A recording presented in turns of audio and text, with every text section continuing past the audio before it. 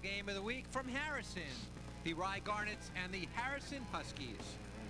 Hi everybody, Eric Lubitz along with Peter Archiello here at Feely Field in Harrison for the Garnets and the Huskies. By far the biggest rivalry in all of Westchester and Section 1 football. And Pete, you've played high school football, you've played in rivalries. What's this one like?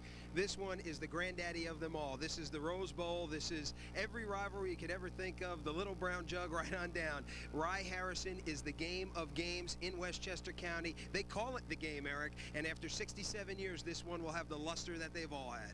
Okay, but both of these teams are going through different things this week. It's not your usual preparation, and not just thinking football. There's all sorts of team breakfasts and meetings and bonfires. So how does that affect everybody? Well, one thing is, it's really refreshing to see the camaraderie that these two teams have. Their towns are very close together. The kids know one another. They respect one another, which is real important in this day of sportsmanship. But in terms of on the field, you could take records, you could take statistics, and you could throw them out the window, Eric. This game, year in and year out, is a barn burner. And sometimes the team that comes in favored, undefeated, loses this game. Rye is the underdog today, but they have two good quarterbacks. Chris Brown is their leader. Chris Brown is a real spectacular quarterback. Kind of odd for Rye. They're not a team that throws the ball, that has in the past thrown the ball a lot. This year he's 35 of 60. He's got 4 touchdowns. He's also got 4 interceptions. He's a big kid at 6 foot 180. He's a kid who really leads the offense well. It's interesting. You've got two programs that have multiple quarterback systems. Not common, but very, very effective with both of these teams. Harrison will try to get the ball into the hands of their star, Sam Maldonado, as much as possible. Pete, maybe the best player in Section 1.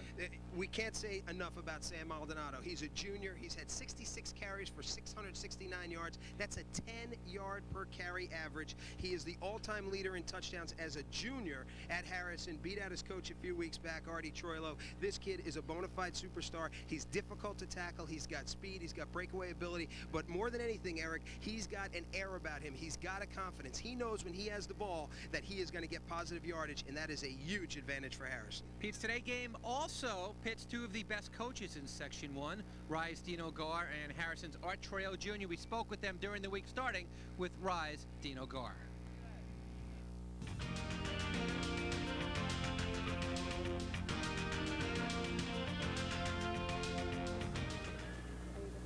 Another year, and still just as exciting. Rye Harrison, every year when it comes around, it's all people want to talk about the week of. No, it's a great tradition, and every year I get excited for it, so I'm sure the players are too. Certainly Harrison has a awesome team, and I mean, they're tough. I mean, they may be the best team in the section. I mean, it's going to be tough to deal with. Probably could go to states. They were that good last year. They lost out one game, and I'm sure they felt they could have gone and been as successful as any other team in the states. And we played them last year, and they took advantage of our mistakes and did a great job. And I think that's really what this game is all about, not making the mistakes and giving up the big plays. And talent-wise, I'm sure that they have better talent than us, but I think we can play with them. Everyone who plays them, they know, okay, we have to stop Sam Maldonado and key on him, but no one's able to do it. Well, it's easier said than done, obviously, and it's not just this year. I'm sure it'll happen until he leaves. He's kept on the tradition of a great Harrison back and kind of built his own. But I don't think they're just a one. I mean, as far as he's still very much a part of their offense, and you have to stop him, and that's tough to do. But they've got some other good backs. Marsico is real good. He runs the ball and can catch the ball, and take nothing away from Maraglino. Wish he was here, but he's over there. They've had a lot of good backs. They have a stable of backs, and he's just probably the big thoroughbred there. How do you get your guys to believe we can win this game? We can believe we can win any game, and I don't think any coach would go in thinking up. I mean, if you're a coach, I don't think you can think up anything other than that. It's going to be tough. We can't make the mistakes. We have to cut down on mental errors and execute. Football simple. You got to be able to block and tackle and execute. And if we can do that, then we can play. Does it ever get old, this Rye-Harrison rivalry, or is it different every year? It never gets old. It's kind of the same every year, but it doesn't get old. I mean, there's a lot of pressure, to succeed, and there's a lot of excitement, and each year is a little different in terms of the kind of kids you have, but no, it doesn't get old. It's just as big of a game as it always is. It not only attracts Harrison, Rye, and the surrounding areas, but people all over the county come to see this one. I realize that. I mean, we have a lot of people come in from out of town. They organize the reunions around this game, or even family parties, to bring people from out of town in. So we realize there's going to be a lot of people there. Doesn't it make it tough for coaches and players to just concentrate on the actual game with all this going on? Well, it does, and I think that's that's a secret in trying to win this game, is trying to make it into a normal football game, and preparing in a normal way and stay away from like a circus type atmosphere. Is it almost easier to be the team with less talent that's not expected to win this one? Yeah, it is in a lot of ways. I mean, you have a little less pressure on you, but anything could happen in these games. So you could throw out all the records, you could throw out everything, because strange things could happen, and you have to be ready for everything. And Pete, last time, this is our second time doing Harrison. Earlier in the year, Zampella, two-way starter, was injured and will not play today. So they'll be without at least one starter both sides of the ball. Yeah, I mean, I think Mike Zampella's absence will make a difference. He was a good two-way player for Harrison. But, Eric, both coaches talked about it. You take the stats, you take everything, you throw it out the window, you prepare as best you can, and Dino Gar summed it up. If you can eliminate the mistakes, I want to be in Dino Gar's shoes because I want to be the underdog in this game. I don't want to come in and be the favorite. I don't want the pressure. I want to be the underdog, eliminate the mistakes, and Rye can win this ball game. Well, certainly don't want to get down early, and we'll see what happens. We'll kick it off. It's the game, Rye Harrison, and it's coming your way next on Metro Sports.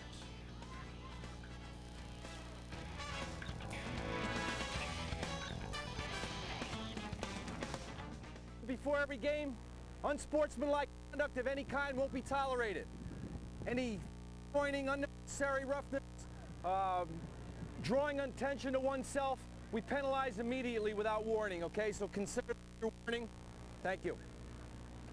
Guys, our officials today, Mr. Sutherland, he's your field judge. Mr. Adams is your umpire. Mr. Lanuto is your head linesman. Clock today is official, okay? So that's the official time for the game. If we call a penalty, I'm going to ask the captains to step forward. I'll give you your options. If you don't understand what your options are, please ask me to repeat them. We'll talk about them until you do. Once you give me your decision, then our conversation is over. We can't go any farther, okay? So make sure you understand your options before we go. Any questions about anything? Rye, you're the visitors. Who's going to call the toss? That's a head. That's a tail. I'm going to toss it in the air. Call it while it's in the air. Tails. Tails he calls. Heads or tails it is. You've won the toss. You can take your choice now or the second half. I like the ball. You like the ball. Which end would you like to defend? Turn your backs that way, please. Turn your backs up here. Rye has won the toss, and they'll receive. You'll be kicking in that direction. Okay? Any questions? Shake hands one more time, guys. Play well.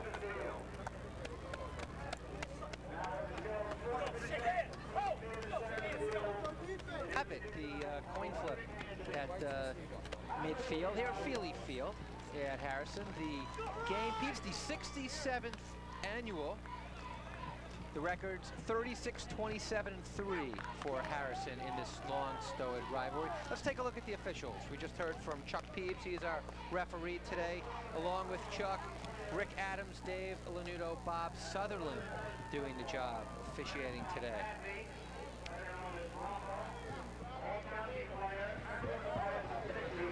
And Pete, we look at the Rye Garnets, head coach Dino Gar in year number 23.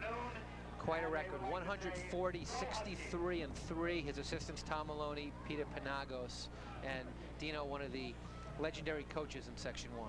Yeah, he has year in and year out been one of the spectacular Section 1 coaches. He is a guy who keeps to the basics, works within the players that he has, as evidenced by this year. Rye is not a team that has traditionally thrown the ball a lot, probably hasn't thrown it this much since the days of B.J. Surhoff, and this year he comes out, he knows that he has to do that because the running game is probably not as strong as he wants it to be, and they've thrown the ball more than 80 times already this year.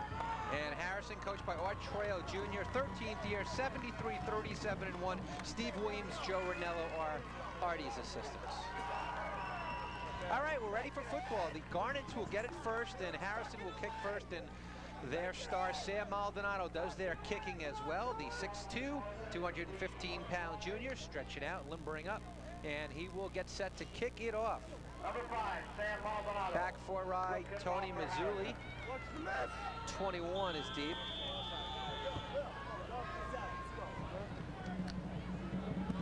And we are underway.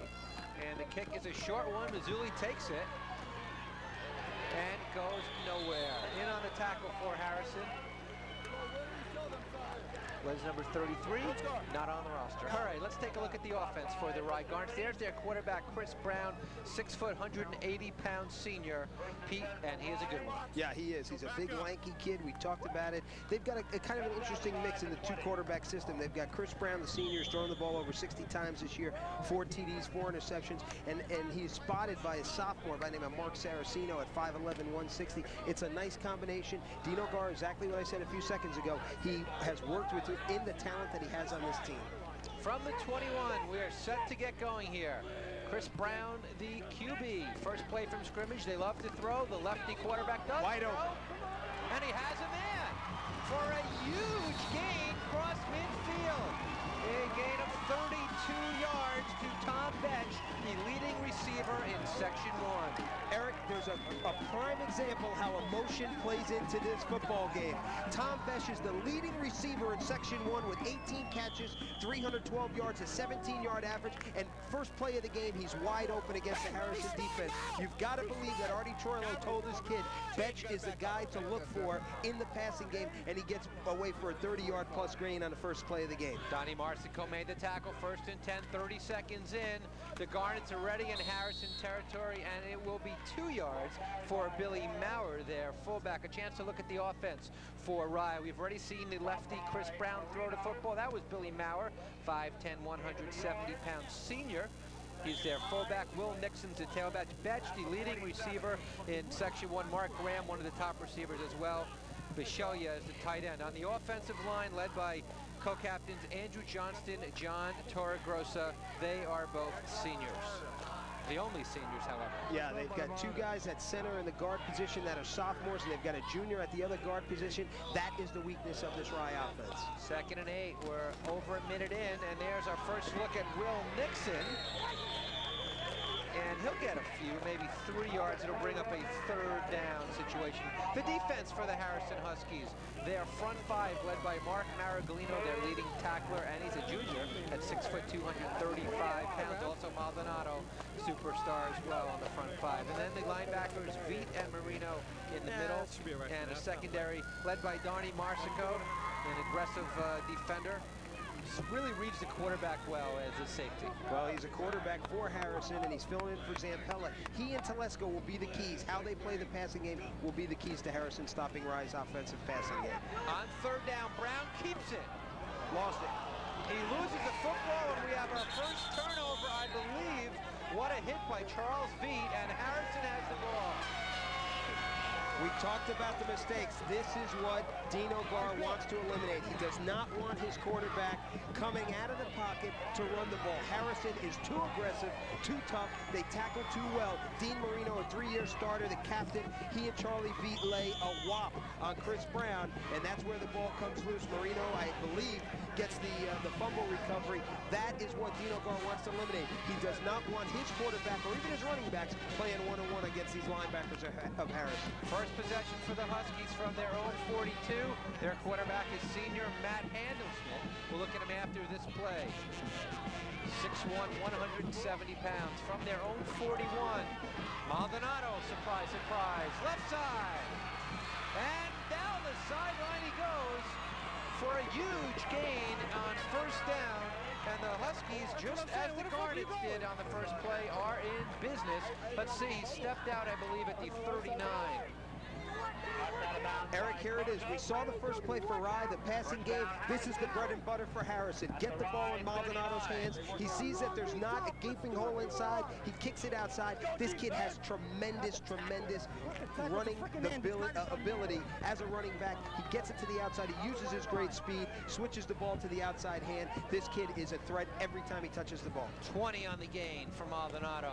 They're going to throw. Wide open. Handelsman has him. Easy touchdown! Donnie Marcico, their other quarterback, also their split end, and it's 6-0. It's amazing, Eric. We talked to Artie Troilo before the game. We said, who fills in for Zampelli? He said, on the offensive side, Marsico. It surprised me. This is his other quarterback. I said, I even mentioned it to you, Eric. I said, why would you put your other quarterback, a kid who's got to play, who's got to take some snaps, out in the split end position? He puts him out there. Just a total breakdown in the secondary of Rye. Marsico runs right by the cornerback and has the wide open TD. It is a 6-0 game. The Huskies will try to tack on the extra point. And they do. No, it's no good. So it's off to the left. So it's 6-0 though. The Huskies leading it on a sensational play. What a call and what a fake that time by Handelsman, and the touchdown pass to Marsico. Well, you know, Artie Troilo played his cards perfectly there. He knows that the key is Maldonado. He knows that Rye will be keying on Maldonado. He goes a little play action. He gets Handelsman back there. He's got plenty of time off of the play action. See how he froze the linebackers? He even froze this corner here. And Marsico's 8 yards behind the quarterback, and that's an easy 6. Those are the plays. That is what you call textbook offense on Artie Troilo's part. Sets up the run, the big run by Maldonado. Everybody in the building thinks he's going to touch the ball 30 times today. And what he does is he goes play action and throws the ball down the field. I think that's a great, great call. Marsico, one of the more versatile players in Section 1. He is a quarterback, a receiver, a defensive player. He's a punt returner. He returns kicks as well. Returned a punt last week for 81 yards for a touchdown. Has caught touchdown passes against Tappan Zee and Dobbs Ferry. He's ran for touchdowns. He's thrown for touchdowns. And he's a playmaker, and he made one there. He is. It's interesting how guys morph into a position. We saw him a couple weeks ago at quarterback. He looked like this, you know, skinny little quarterback, exactly what he should look like. And now he's a wide receiver, and he looks like he's got some beef on him. Mike Koza, 21, takes it for the Garnets. And Servideo makes the tackle. Telesco also in on it. The Garnets will get it for time number 2 in the game, with just 2 minutes and 27 seconds gone, and a lot of early excitement so far, with a big first play from Rye, a turnover, and then that sensational touchdown. Dino Gar has got to settle his kids down on offense. He's got to let them know, he's got to let Chris Brown know that the situation is this. It's not dire. You're down a touchdown. You've got one of, probably with Fox Lane, one of the most potent passing offenses in the section. You've got the leading receiver and another guy who stands number 10 in the section in receiving, in Michael Graham. And what you need to do is you need to establish, I'm sorry, it's Mark Graham. You need to establish those guys now. He can score at any time with this offense. On first down for the Garnets. Brown again to throw, and he is hit and sacked. And a sensational play that time by Maraglino, their leading tackler. 6-foot junior, 235, and he leveled Brown for a big loss. Eric, the best way to stop a potent passing attack is to get good pressure on the quarterback. We talked about 2 sophomores and a junior in the middle of the line for Rye, and Maraglino comes right up the middle, barely even touched, and he makes the big play on the quarterback. That is how you stop a passing game. You get good pressure from the outside and from the inside, and Harrison's got that capability. Maraglino, also their fullback, officially lost of 5. Second down for the Garnets, deep in their own territory at their 15. Nothing doing. Maraglino will call his number again, makes the tackle. Will Nixon was the runner that time, 5'8", 165-pound junior. He's had a good season for the Garnets, although in the team's toughest game against Nanuet, can only get 11 yards and 11 carries. Here's the first scoring drive for today. The Huskies get it going. Marsico's 39-yard reception from Handelsman, and 6-0. Not much of a scoring drive there with 2 plays, the big run by Maldonado and the pass to Marsico. Well, it's good if you're Harrison. That's what you want, the short one. So it's 3rd down and 18 after Nixon lost 2. So they've gone backwards on first, backwards on second. On 3rd down, it is incomplete, intended for Tom Betch. And Pete, that was the play that worked so well the first time.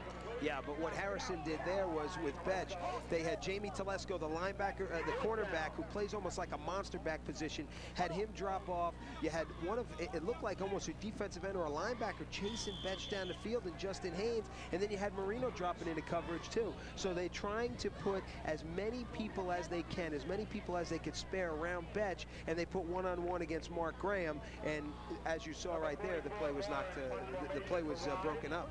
Billy Maurer will punt from his own end zone. He's in trouble. And he gets it off the side of his foot.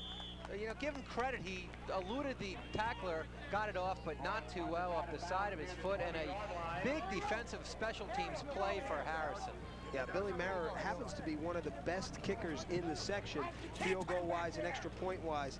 But you know, I'm not sure of his punting ability. We saw him warm up a little bit. He looked pretty good, but right there again, it comes from the line blocking up front. It's just a total jailbreak, and now you've got a first down for Harrison, deep in right territory. Handelsman, the quarterback. 7:55 to go. They already lead 6-0. There we take a look at the steady QB for Harrison. Missed the first game, the team's only loss. Maldonado got it finally. Nice tackle that time by Andrew Johnston for Rye. We haven't looked at the Harrison offense. Let's do that right now. Their fullback is Mark Maraglino, made the nice defensive plays earlier. Maldonado, of course, the junior tailback.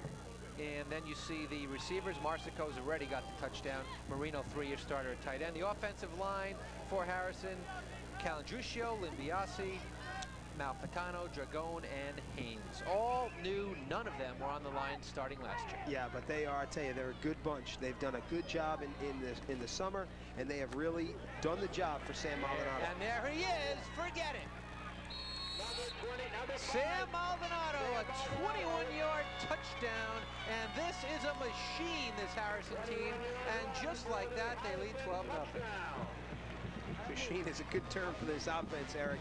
What happens with this team is Artie Troilo, he knows that he can exploit the speed of Maldonado on the outside. He's got him outside twice, both of them for big gains. Maldonado, as we said, he's one of the best backs in the county. What you want to do is you want to contain from the outside in, so your corners have to play very, very strong against the run, which they did on the pass play. They got suckered in, and what happened is they get beat on the touchdown, the first touchdown for Harrison. But in this case, you want the corners to be as tough as they can be from the outside in. They're going to go for 2 because the first extra point was missed. So Handelsman will try to get the 2 done, and they're going to throw.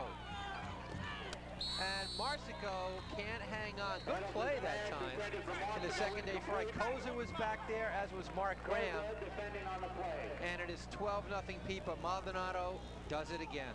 Yeah, he is just, this kid's speed is just incredible. Watch what he gets. You see how there's nobody playing outside in, Eric? Nobody. There's no corner. Nobody should be chasing him from the inside out. You've got to play Sam Maldonado from the outside in. It's a contained game with this kid. He's a tough kid to tackle, so you got to take it one step at a time. You got to contain him from the outside, and then you got to make sure you have very, very strong tackling. All right, Rob Astorino is working with us today, and he's on the field. Rob.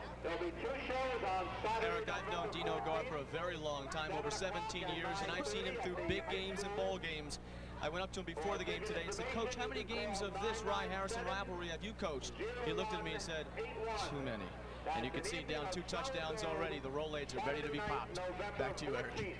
Yeah, well, a lot of teams have felt like Dino has so far against Harrison this year. After the first game loss against Brewster, they have just blown people out. Tappan Zee by 56, routed Pearl River, Eastchester, and Dobbs Ferry. All those games over at halftime. Well, the thing so far, Eric, that somewhat amazes me is the lack of urgency on the Rye side.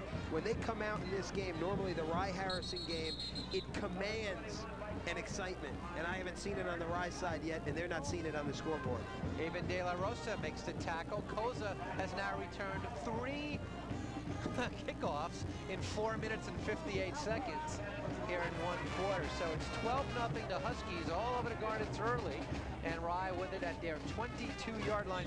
Pete, they haven't been able to do anything after that first sensational pass play from Brown to Betch. Well, they've got to establish the pass, and how they could do it is they could set up the run, try to get Maurer in there, get some tough yardage inside, and set the pass up off the run, as opposed to being in the 3rd and 16 like they were in the last series. Graham is set out. There's the pass to Graham, and it is intercepted, I believe.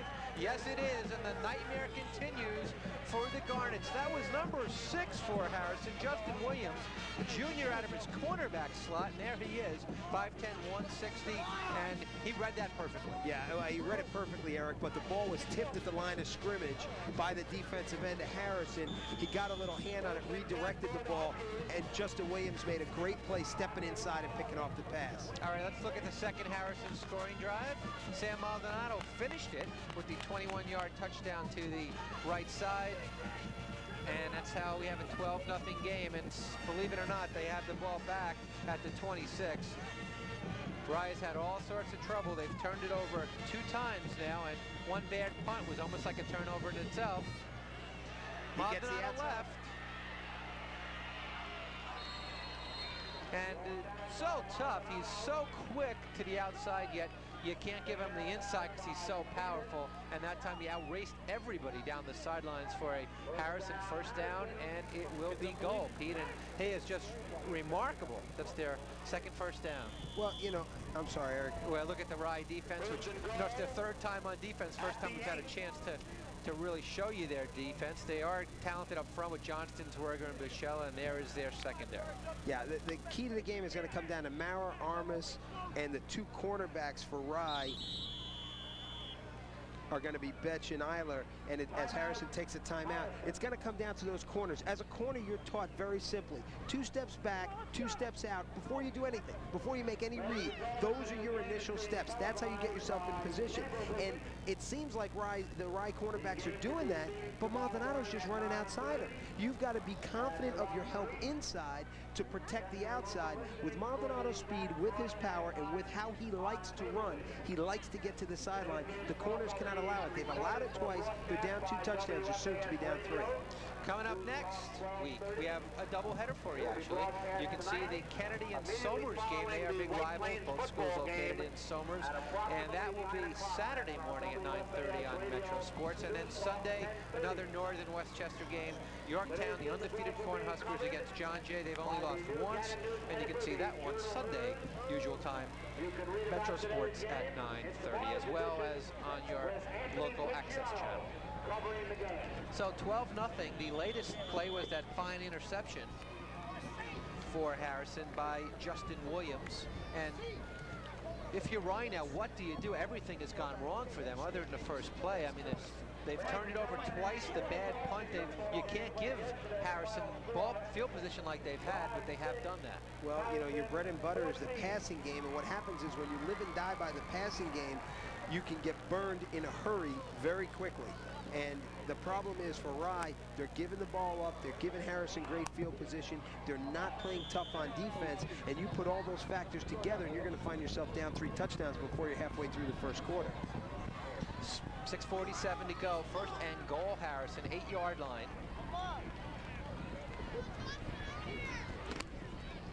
Maldonado, there it is. Right up the middle, couple of nice blocks, and it is 18-0. The dominance is incredible, Eric. You're talking about a play that Harrison just ran that it was tough for me to get the full read on it. It was either an off-tackle play or just a trap over the guard, and he's untouched. You cannot let a running back go untouched on the goal line. Goal line is where you want to get, everybody has to have what they call a hat. Your helmet has to be touching somebody, and you want to find the ball. I mean, that's what inside linebackers do, is find the ball and make plays. And Sam Maldonado's walking in the end zone untouched. It's absolutely absurd to allow that to happen. 18-0. They will go for 2. Maldonado's second touchdown of the day, number 13 on the year. And the 2-point conversion to number 5 as well. 20-0. Harrison, if you can believe it, 6:42 still to play in the first quarter. It is a juggernaut. Came in the 4th leading rusher in Section 1, second in touchdowns with 11, and there's a guy who leaves the game pretty much in the 3rd quarter because they haven't won almost every week. And Sam Maldonado getting the job done, and he's really quieted this crowd here, even though it's at Harrison. Rye brings many people as well, and they are just silent right now. It is 20-0. And Pete, we didn't get a chance yet to look at the second touchdown here from Sam Maldonado. And we will do that now. Eric, I mean, what can you say? Look at the great block he gets from from Maraglino inside, and he's untouched. Look at that, Eric. That's a great thing. Gosh, I wish we could see this replay again. Watch the blocking downfield. Watch Tom Betch, who's the cornerback, ends up on his back in the end zone. I mean, it's just the urgency is not there for Rye. I understand that they're a bit overmanned by Harrison. Harrison has a great team. Rye maybe not as strong, but gosh, you don't want to get blown out like this in the biggest game of the year. Coze's fourth time he's returned the kick. So 6:36 to go. It's 20-0.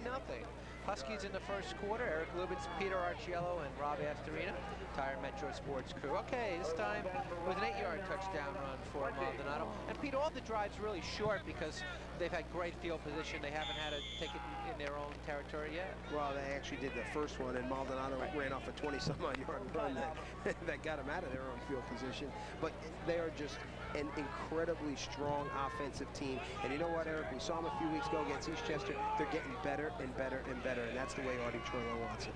Chris Brown fires. He has a man wide open, and he missed him. And if he just threw it to him, I think we were looking at a touchdown. But Shelia was wide open. The junior tight end, 6'2", 195, very talented player for the Garnets, one of their players who goes both ways. Eric, we haven't had the opportunity to talk about this Rye passing game. You know, Chris Brown and Mark Saraceno have thrown the ball a lot. We talked about that. Mark Graham is number 10 in the section in receiving. Betch is number 1 in the section. Pete Bisheglia is only a junior, 6'2", 195, a big target at tight end. This is really an excellent passing game. But when you get down like this, when you turn the ball over like Rye's done, they just, you know, you're giving away the farm. It's very difficult to come back from a situation like that. On second down, Nixon. Zigging and zagging. Actually, it is Ariel Martinez, and he is a sophomore backup, does a little running, also plays a little split end, and it's the first we've seen of him. Young to be playing in a Dino Gar varsity game, but 5'9", talented kid. Yeah, they've got a couple sophomores on this team. Their right tackle is a sophomore. They're one of the centers that switches in, actually both centers are sophomores, Tropiano and Hannigan. They've got some young kids on this team. It's actually a very young team, a lot of sophomores and a lot of juniors. And Saraceno, the second quarterback's also a sophomore. You know, there's good things ahead for Rye. Third and a long 4. Brown looking. Incomplete to Betch. He really wasn't open, Pete. He kind of forced it in there. Great coverage by the Husky secondary. Miller was over there. Number 20, Jamie Telesco, 33. Well, you know that you gotta blame Chris Brown for this pass. He made 2 cardinal sins. Number 1, you want to hit the receiver as he makes the cut. When he makes the cut, right before he makes the cut, you want to throw the ball. So when he finished making that out, as you'll see here, watch this. The receiver makes the out. You want to throw. He threw it too late, and he threw it inside. And when you throw it inside, you give the linebacker an opportunity to come out and make a play. Billy Moore, the punt. First punt didn't go so well for him. And it's a free football, but Williams recovers it. Williams made a mistake that time on the short kick, tried to catch it on a fly, bobbled it, and almost a big mistake as Mark Graham almost fell on it. So a short punt, Harrison will get it at the Rye 48-yard line. That's an interesting formation for Rye. They don't snap the ball directly to the punter. They snap it to the quarterback, and the quarterback gets it to the punter. Number 1, that gives more time for the defense to get in on you. Number 2, you're adding one layer of fat, so to speak. That could be another problem. Either the quarterback doesn't get it clean, or he makes a bad pitch, or whatever. And you know, I don't know why. I guess they can't get the snap all the way back to the punter, and that's the reason why they do it. But that's something that could really be a problem for them. Other teams do it as well. We've seen it throughout the years. It's not the first time. Huskies football, everything they've done has worked so far. Flags all over the place. Telesco is the ball carrier. Is ripped down by Marr. But we'll have to wait and see the call. This will be our first penalty. Looked like it might have been a procedure penalty on Harrison. The back who, when Marsico went in motion. Captain. I'm sorry, Eric. I'm talking over the referee again. I've got a habit of that so far this year. When Marsico went in motion, the one thing that you can't do as a motion back is go towards the line of scrimmage. You could do it before you make a move. So Marsico went forward 2 steps and started going lateral to the line. What he did was he turned it up too soon. He made Had a legal motion on the offense. Penalties decline. Second down. So that was the call. First penalty of the football game. And you say to yourself, why doesn't Dino Gar push him back and have him a 1st and 15 as opposed to a 2nd and 9? You want to give Harrison as least options or opportunities than you can. And if you can only give them 2 more downs before they've got to punt it, then that's what you've got to do. That's a good point. 2nd down, 5:10 to go, 1st quarter. 20-0, thanks to this man, Maldonado. And boy, is he tough to bring down. Quite a run. He's all the way up to the 30. Eric, this kid is so prototypical of a great running back. He gets his knees real high, which makes it very difficult to tackle. He picks a spot. Watch as he skips through the hole here. Watch how high he gets his knees nice and high, runs over somebody, and see how he's just stepping over bodies? He's just stepping over bodies, finding a place to go forward. He always wants to be moving forward. His body lean is very good. I'll tell you something. This kid is as close to Artie Troilo, when Artie Troilo was a great running back at Harrison, as anybody I've ever seen. Maldonado, 6 rushes, 86 yards in quarter 1. Here's Maraglino punishing fullback. Gets into the secondary. Mike Koza, sophomore free safety, makes a tackle. And Maraglino gets another 1st down. That is their 4th 1st down of the quarter, and that's just the 1st time we've seen him run this time. He's a junior. He's a sensational runner as well. Yeah, they've got this junior backfield that nobody wants to see next year. You know, if this were college, what they do is you get a chance to come out early. I mean, there's a lot of coaches in Westchester County and in Section 1 that are saying, let's go hardship on Maldonado and Maraglino. Let them go on to college, get 5 years college experience in, because these kids are as tough as nails. It's a great compliment. The fullback, tailback compliment is as good as we've seen in a long, long time. And you'd imagine that, Garnets wake up. Say, go Garnets. you know, they're grooming Servideo to be that quarterback of that team. There is Maldonado punishing his way toward the end zone. Rye just flat out can't tackle him, Eric. That's the bottom line. They just flat out cannot tackle him. He is way too tough. He's way too strong. He is going at such force when he hits the cornerbacks, and the cornerbacks and the safeties are standing up, and they're trying to like catch him. And you can't catch Sam Maldonado. You know why? Because he'll jump, he'll roll over you like you're not even there. Another 12 on the play. He is up to 98 1st quarter yards. Still 3:42 to go. And the Huskies here will have 4 more chances to add to the lead. It's from the 3-yard line. And on 1st down, Maraglino gets a little taste of the end zone. 26-0.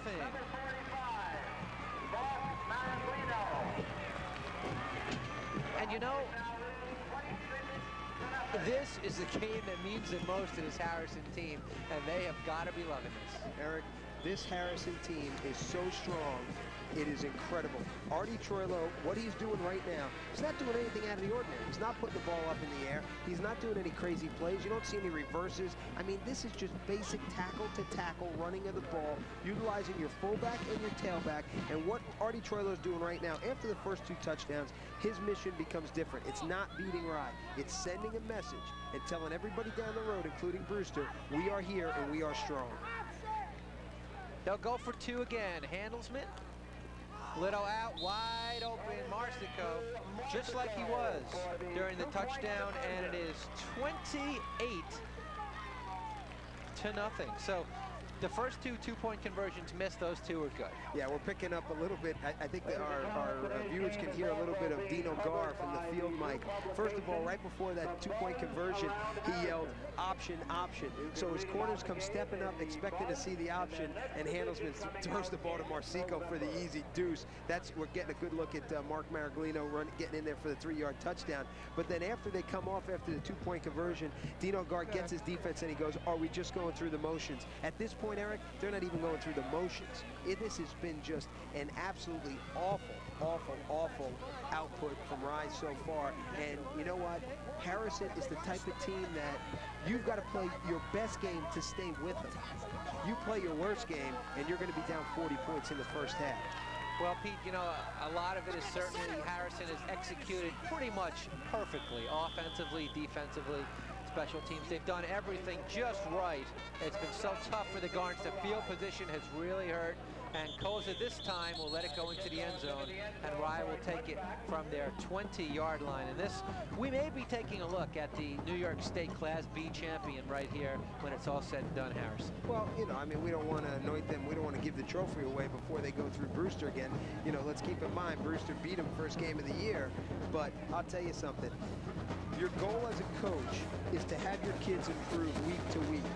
Artie Troilo's kids improve week to week. They've been blowing people out week after week, but they're getting better in blowing people out. It's just, it's incredible. They are an absolutely incredibly strong team, and they're getting stronger, and it's just going to be tougher and tougher and tougher for teams to stick with them. 28-0, Garnet's with it, their own 20. Field position has not been good all day. And on first down, a short out that time. Nice tackle by Justin Williams. Done a fine job on defense. Mark Graham was the receiver. That's the first time Graham has caught a ball today, and he actually lost a yard on the play. There's Maraglino, the latest score. 3 yards. It only took 4 plays. And haven't taken too long. That's why he got 4 of them in the first quarter. Yeah, I don't think they've had more than 5 plays on any drive yet, any touchdown drive yet. All 4. Graham was that receiver. Comes in with 11 catches, 159 yards. Second down, 11. Fullback Maurer carried Maraglino right on top of him. Maurer got back to the line of scrimmage. Don't forget, Wright certainly can't throw this game in because their season is a long way from over. They have a Class C playoff game. They are in the playoffs in Class C. Harrison is a Class B team. So the Garnets certainly have to do what they can here, take what they can, learn what they can, get a moral victory if you can, because next week it's do or die as they begin the playoffs in a tough C division, which includes Nanuet and Edgemont. Well, you know, for Rye right now, what you want to do is you want to, we've said this before, in blowouts, you just want to take something positive out of the game. Brown's pass is incomplete, intended for his big tight end, Bishelia. Good rush that time by the Huskies. Justin Haynes was there, 56, right in his face.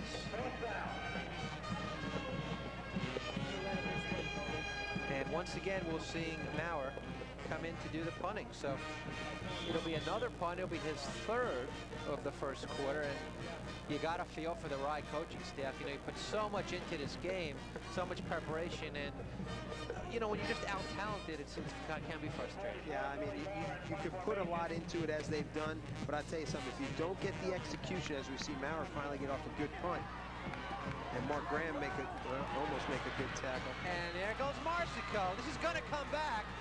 It's a touchdown, but it will come back. And once again, missed tackling for the Garnets, and I believe we'll have a clip on Harrison as Graham looked like he had him and didn't get him, but wait to see officially. But yeah, it looked like Graham had him, but Paul Servideo made a bad play by getting a little clip there, and this one's going to come back. Servideo, the junior defensive back, also their 3rd-string quarterback, will be their quarterback next year and play special teams. Okay, let's go.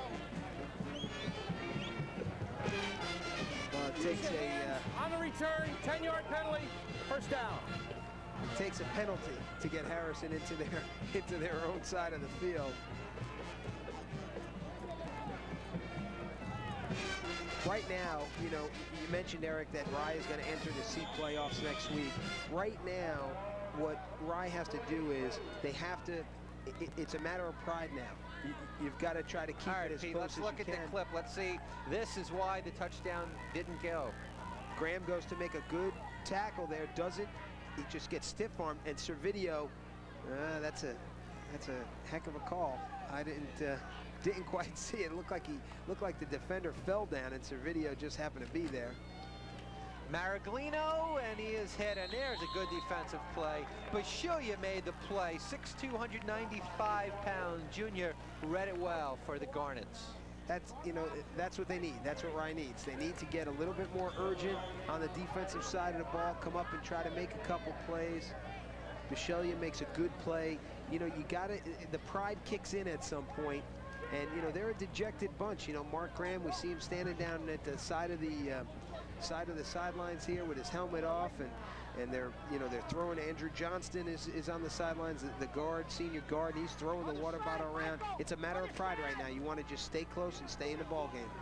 Maldonado zigging and zagging his way up for about 4. Pete, he's so quick. He's got a elusive step, and he picked up the 4. Well, you're taught in tackling to get your helmet right in the middle of his numbers, get your arms around him, wrap up, lock those arms, and it's almost like you snap it, like you'd crack a twig. And the problem is with Maldonado, he doesn't let you get that shot on him. Nobody hits him helmet in the numbers. Nobody gets that clean hit on him. Everybody tries to arm tackle him, and the kid is so tough and so strong that you can't arm tackle.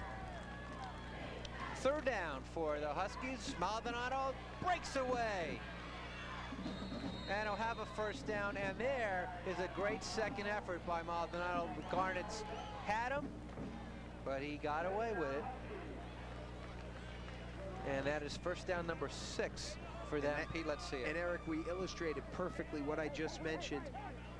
Watch how Maldonado, you want to keep your eye on his belt buckle. See how he goes inside and then kicks it outside, and nobody can get a clean hit on him. What they do is the old Deion Sanders tackle. You just try to get your helmet into his thigh pad and try to knock him off balance. That's right now, until somebody comes up with a better way, that's the only way to tackle this kid. All right, we've played a quarter. It is all Harrison. They lead it by a score of 28-0. We're back in a minute.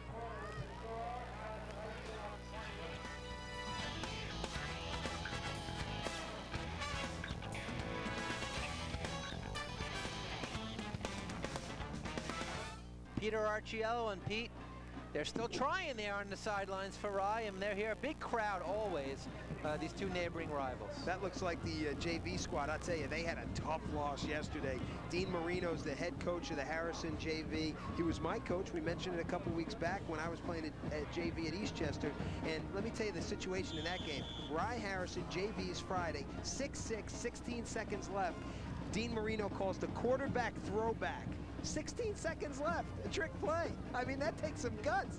And the kid goes 62 yards. A kid by the name of Derek Colangelo. Harrison beats him 14-6. Dean said the best JV game he's ever seen. You want to know something? Everybody who wins a tight game like that was the best game that anybody's ever seen.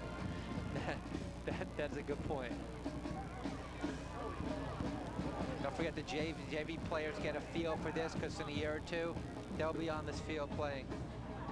That's what you work for. I mean, that's what JV is all about. It's your proving ground. It's the Nike Tour. It's the CBA. It's the minor leagues in baseball. It's where you prove yourself, so when you get the call with the big boys, you go out there and execute. Pete, someone's injured on the field, a Harrison player. Is that Maldonado? Maldonado. Let's see if we can figure out what happened. He's limping to the sidelines. He'll get a good hand.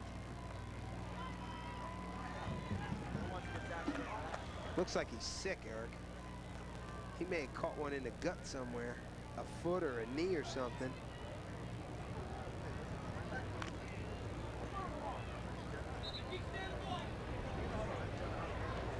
And now is being helped to the sidelines, so we'll wait to see if he comes back. What a first quarter for Maldonado, 102 yards rushing. And speaking of that, let's look at the first quarter stats for this one. And what do you think, Pete? I think if you give up 121 yards rushing in the first quarter, you got to ask them to start the bus and see if they can play running time in the second half. Maldonado, 102 yards rushing. Rye unable to do anything other than that first pass play. Handles him in the QB, and he gives it to Telesco out of his wingback slot, but that will come back. That is Jamie Telesco, 33, senior, 5'10", 200 pounds. He is their wingback, and he's also had a sensational he year plays so far. Strong. I'm sorry, Eric. He plays strong defensively. He's a good wingback, gets the ball a few times.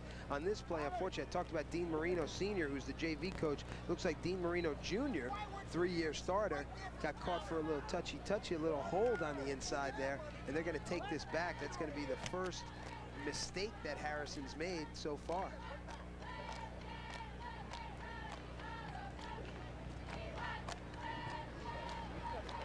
So to go against the Huskies.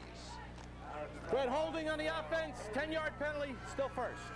I'll tell you, if there's anything I can recognize, it's a holding penalty, because I had so many of them in my day that, man, I know every which way to pull that stuff off. It's such a tough call to make because there's a little bit of holding going on in every play, almost such a fine line. You know, I've been a proponent of legalizing holding for a long, long time, Eric, and no one seems to listen to me.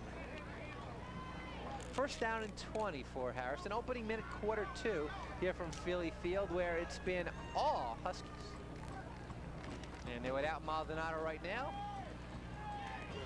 Marsico takes it to midfield. He'll get about 6 or 7. As strong as Harrison is, Eric, they are a different team without Maldonado in. I mean, you know, he is a great, great player, but, you know, the great teams endure without the stars when they have to.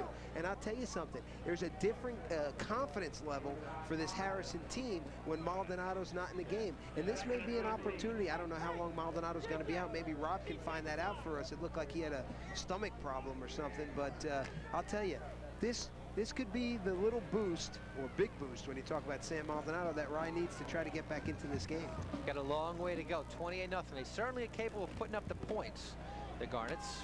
Marsico again, and this time just a few. Good defense that time by Rye. You see about 5 white and red jerseys in on the play. Andrew Johnston was one of them. Hey, Rob, what do you got for us? Well, Eric, at the actually after the first quarter, Dino Gar was talking to his teammates, looked them in the eye, saw their dejection, and said, look, just don't give up, don't quit on me, correct the mistakes you've made, and there have been plenty of mistakes, and let's try to climb back into this ball game. Well, that's good. I mean, that's what you want to do as a coach, right, Pete? I mean, you want your team to play every play like the score 0-0. Well, you know, Eric, keep in mind, this isn't the first clam bake from Dino Gar. The guy's been around 23 years. He's had his share of getting his butt kicked, and he's had his share of beating the heck out of people.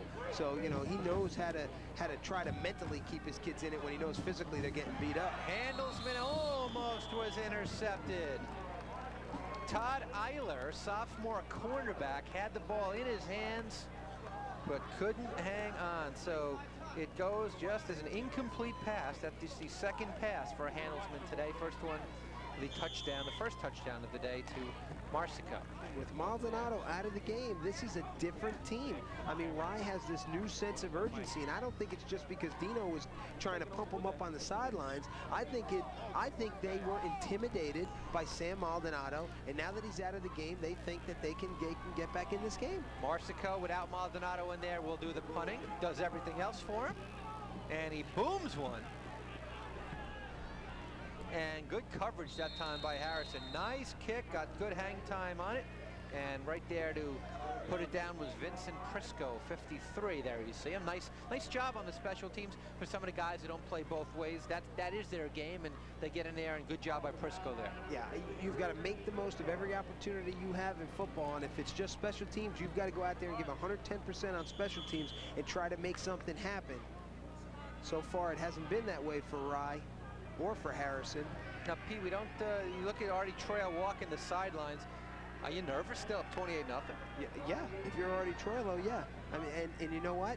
That's the difference between a good coach and a great coach. A great coach never gives up. A good coach thinks he's got it in the bag and starts doing all these crazy things. The next thing you know, he's only up 2 TDs. Brown over the middle, and it's incomplete. In and out of Mark Graham's hands. He really threw a bullet that time. He threw a bullet, Eric, but Chris Brown is trying to get his team back into the game with one pass, and it's not going to work that way. He's overthrowing the ball. We saw in the last series he threw behind the running back coming out of the backfield, and he almost got it picked off. He threw a couple passes. He had wide open Basheglia in the first quarter, and he overthrew him or threw it away. I mean, that wasn't a good pass. Mark Graham was wide open. You've got to get in his numbers and try to get the ball up the field. 2nd and 10, second quarter. Harrison leads 28-0, 9:43 to go. Maurer fighting his way for about 3. It's so tough for Rye to run inside. They've got the 2 sophomores and the junior up front in the center and the guards, and it is just so difficult to play against a very experienced, very tough, and very good defensive interior for Harrison. Yeah, and there's about 3 maroon jerseys in there. Matt Miller, one of them, sophomore corner, 5'7", 145. 3rd and 8 as we approach the 9-minute mark of quarter 2. In quarter 1, Harrison scored 4 times. They lead 28-0. Miller, good protection this time. Intercepted. And Maldonado, who quietly has come back into the game, has made his presence felt with the interception of a Chris Brown pass. Yeah, he got the tip off of Charlie Veet. Charlie Veet should have had that interception. You know, the center for Harrison on the offensive side, who plays linebacker on the defensive side. Watch him get his hands on this ball, Eric. And Charlie Veet says, oh man, I've got 6. Maldonado keeps getting all those press clippings. I got to steal something out of this kid. But watch this. He's got his hands all over it. You know, but that's a lineman. You know, Maldonado picks up the scraps, and of course, you know, Maldonado gets the interception, and Veet just gets a little bit of credit from me and nobody else. His knee did hit the ground, so good call that time. But again, Brown overthrowing the ball.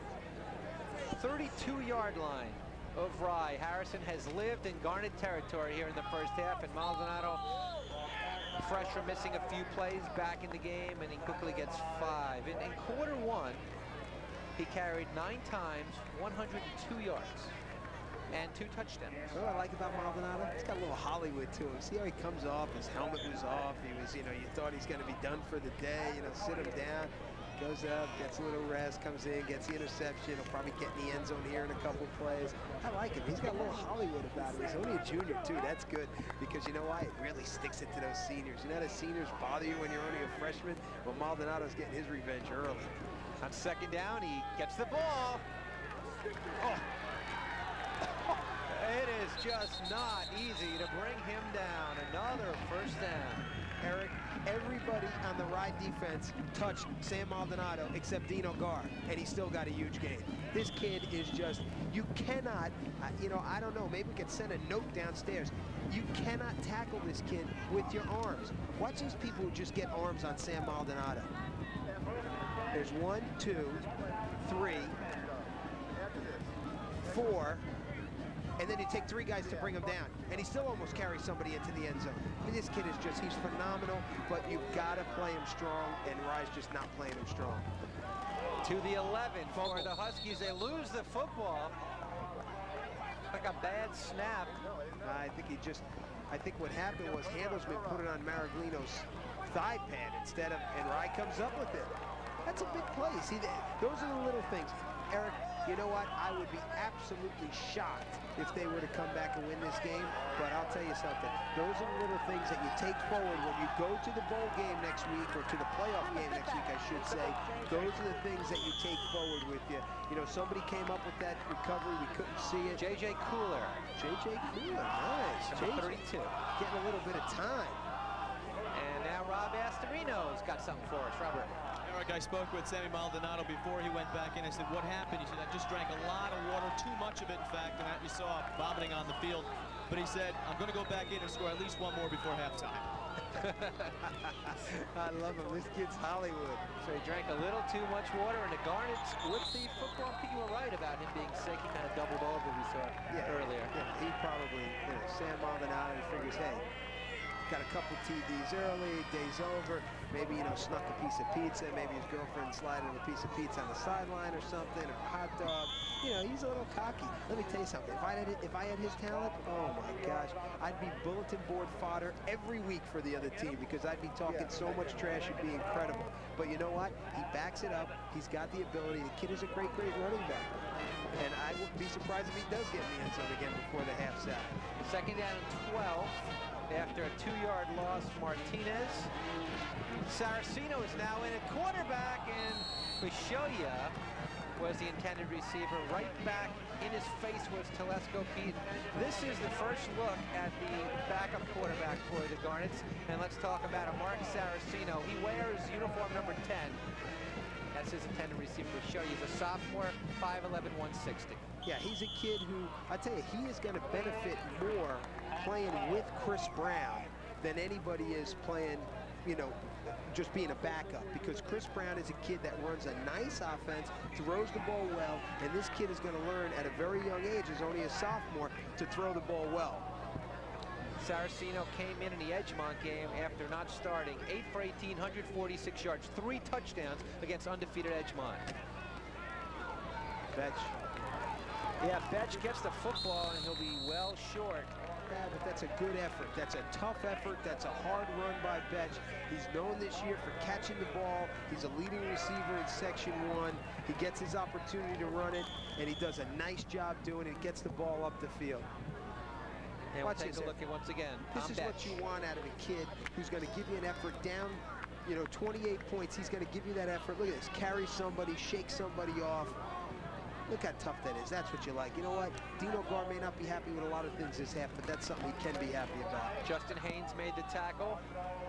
Maurer's punt is a good one, and he gets a good bounce right around midfield at the 49. So once again, the Huskies will be in Rye territory, leading 28-0. All the points scoring in quarter number 1. Handelsman's pass to Marsico, then the 2 Maldonado runs, and then the Maraglino run. That's the scoring breakdown so far for Artie Troyo's Harrison Huskies. Here's our scoreboard. It's nice to be bringing you our MSG Metro Sports Game of the Week. And next week, as we mentioned, we'll have 2 of them for you. And then, of course, the sectional semifinals, the weekend of Halloween, and then the following weekend, the Bowl Championship games. This year, they're doing all 5 of them. Hey, what's going on with Betch on the sidelines? He might have caught something in his stomach when he made that big run. He might have got a little knee in the stomach or something. It looks like they're checking his ankle. Gosh, that'd be awful for Rye. Maldonado broke 3 tackles, but finally got put down. I believe it was Koza. Yeah, it was. And hey, we got to give the credit to Koza right there, because no one's been able to bring him down pretty much all season other than Brewster, and Koza did the job and there. Let me tell you something about this kid, Mike Koza. He's only a sophomore, 5'8", 130, comes up with a lot of heart. You know what? He's gotten more action on kick returns than anybody else has got for Rye so far. And he comes up, he makes a nice hit on Maldonado. That's what you want to see. There's another thing, another check that you put on the clipboard for Dino Gar. He says, hey, this kid Koza likes to play. He likes to play so much that when he's down 4 touchdowns, he still has some heart. Maldonado diving away. He was up in the air. That's like a play you call from the 1-yard line, perhaps. He dove for an extra yard or 2. The tackle for Rye was John Canetto, as Dino Gar getting some second stringers in there. He plays a lot of players anyhow. Well, he plays a lot of players, and you know what? I don't like to call them second stringers. You had the first team in there, and the first team let up 4 touchdowns quicker than you could say first quarter. And, you get some new kids in there, you get some fresh blood, you get some kids that might have the enthusiasm to want to play. And so far, some, they haven't given up a touchdown in a long time. They did get the fumble recovery deep in the territory. It's 28-0. 3 in a row to Maldonado, and again, up and over right at the first down marker. As once again, Koza will call his number again, made the tackle trying to prevent the first down. And he did get it, The interesting thing about this Maldonado kid, if you watch it, he's going so much faster than everybody else on the field. And it's not that he's got the most incredible speed of anybody in the section. We'd be foolish to say that he does, because I tell you something, Trevor Dimmy over at Sleepy Hollow, he might run circles around him. But what he's got is he moves when the whistle blows and when the snap of the ball comes, he is moving faster than everybody on the field. And you know what? It's that old theory. It's tougher, who's going to get there first, the train going 200 miles an hour or the train going 100 miles an hour. This kid's going 200 miles an hour and everybody's going 50 right now. That should be the 4-minute warning, but no, Harrison will call the timeout. So it is the second timeout called by Harrison, despite the 28-0 lead. Pete will look at the Rye situation, their standings and their schedule during this break, with the Huskies leading it by a score of 28-0. They play in League CA. Everyone makes the playoff in C. There are 8 teams in the entire C. They all make it. Rye is qualified. Nanuet was the team that shut the Garnets out, although Rye really played with them, in fact dominated the first half, but still lost 25-0. Yeah, but you got 8 teams in C, and all of them make the playoffs, and it's almost a waste of time because you've only got 2, maybe 3 that should come out of there. Meanwhile, in B-South, Harrison with the 1 loss, not in the league, however, so their game against Sleepy Hollow next week will be for the B-South Championship. Great game. It's really going to be a great game. Know what the difference is right now? I'll tell you, I almost shouldn't say this. This is like a David Wells prediction, but I'll tell you something. The Harrison defense is so far head and shoulders above every other team in their conference that even though Sleepy Hollow has Trevor Dimmy, who is a great football player, leading rusher in this section, I still think that Harrison's defense is so superior and Maldonado on the offensive side is so good that I think it's going to be a tough task for Sleepy Hollow to win that football game. Well, certainly this Harrison team really clicking on all cylinders so far. Certainly today, as they scored 4 touchdowns in really the first 2/3 of the first quarter. Lead 28-0. First down and 10 for Harrison. Handelsman, good protection. Maraglino, and he'll have a first down and more as he really popped the Rye defender that time. Pretty good. Todd Eiler, who was probably a little shaken up by Maraglino. Watch this, Eric. If we get a replay of this, and I hope we've got it, you watch Maraglino, the junior. He just absolutely, we're not going to actually get a look at it, but Maraglino just absolutely runs over the sophomore Todd Eiler, who's a little bit undermanned at 160 pounds against Maraglino going 235. But gosh, he put a whooping on him there. That was his first reception of the day. Also has a touchdown run. Now back to Sammy, and there he goes. Can't catch him. Sideline, fighting his way in for his touchdown, his 3rd of the day. And he is so quick to the outside. It's 34-0. You know what, Eric? He is quick to the outside, but the thing is, they allow him to get to the outside. You cannot allow Sam Maldonado, and I'll tell Sleepy Hollow right now, get to work tonight. You let Sam Maldonado outside, you're going to be in for a game the same way that Rye's in for this game today. It's going to be long, and it's going to be ugly in the second half. This kid gets to the outside, and he has got so much ability, so much breakaway speed, that it is just... You cannot allow him. You can't let him get outside the hash marks, let alone to the sideline. And he's just, you know, we said it before, I used the word prototypical. He's got the skills to do everything when he gets his hands on the ball. Pete, it's a timeout by Harrison, 34-0, so it'll give us a chance to look at the replay. It's his 3rd of the day, his 14th touchdown of the season. He led them last year, 28-0 over Rye. He's leading them again. It's 34-0. Over Rye, and we're still in the first half, and he just picked up his 3rd touchdown, and this was a good run to the far side. And as you said, his 14th of the year. You know, Trevor Dimmy came into today with 14, so, you know, Maldonado could be tied with, look how he gets to the outside. Gives a little stiff arm there, and just, it's just all speed, it's all power. Look at the angle of pursuit is just awful on the Rye side, awful. And the corners, nobody's playing him outside in. I mean, I'd get the cornerbacks. If I'm Dino Gar, I come out in the second half and I say, you know what? You guys have played an awful football game. This is what we're going to do. The corners, you're going to get 5 yards from the sidelines and play from there in. What a performance in the first half by these Harrison Huskies, and there is the first extra point, which is good for the Huskies. They lead it by a score of 35-0. They've got 5 guys who kick. They've got, you know, it's unbelievable. This team, Artie Troy, this is like a jigsaw puzzle. He just puts whatever pieces he wants to put in, and it always works out. It always comes out to be a full puzzle, but they're always in a different spot. I mean, we've seen Maldonado kick, we've seen Handelsman kick, we've seen Justin Hayes kick. I mean, it's just, he is just, Artie Troilo has got a super talented team. Sammy Maldonado already came into the day with the all-time touchdown record in the history of Harrison High School, and he's a junior. And, I mean, he's had 20 touchdowns last year. He's on the pace for that or more this year for sure. So you're going to have to add pretty much another 25 next year to his total. It's just an astronomical number. That might be a record that never, ever gets broken. I was just going to say that. He may set a mark that is just so far and above everyone else that no one could ever catch him. And pretty young woman right there is wife of one of our camera people today. It's Tracy Meyerson.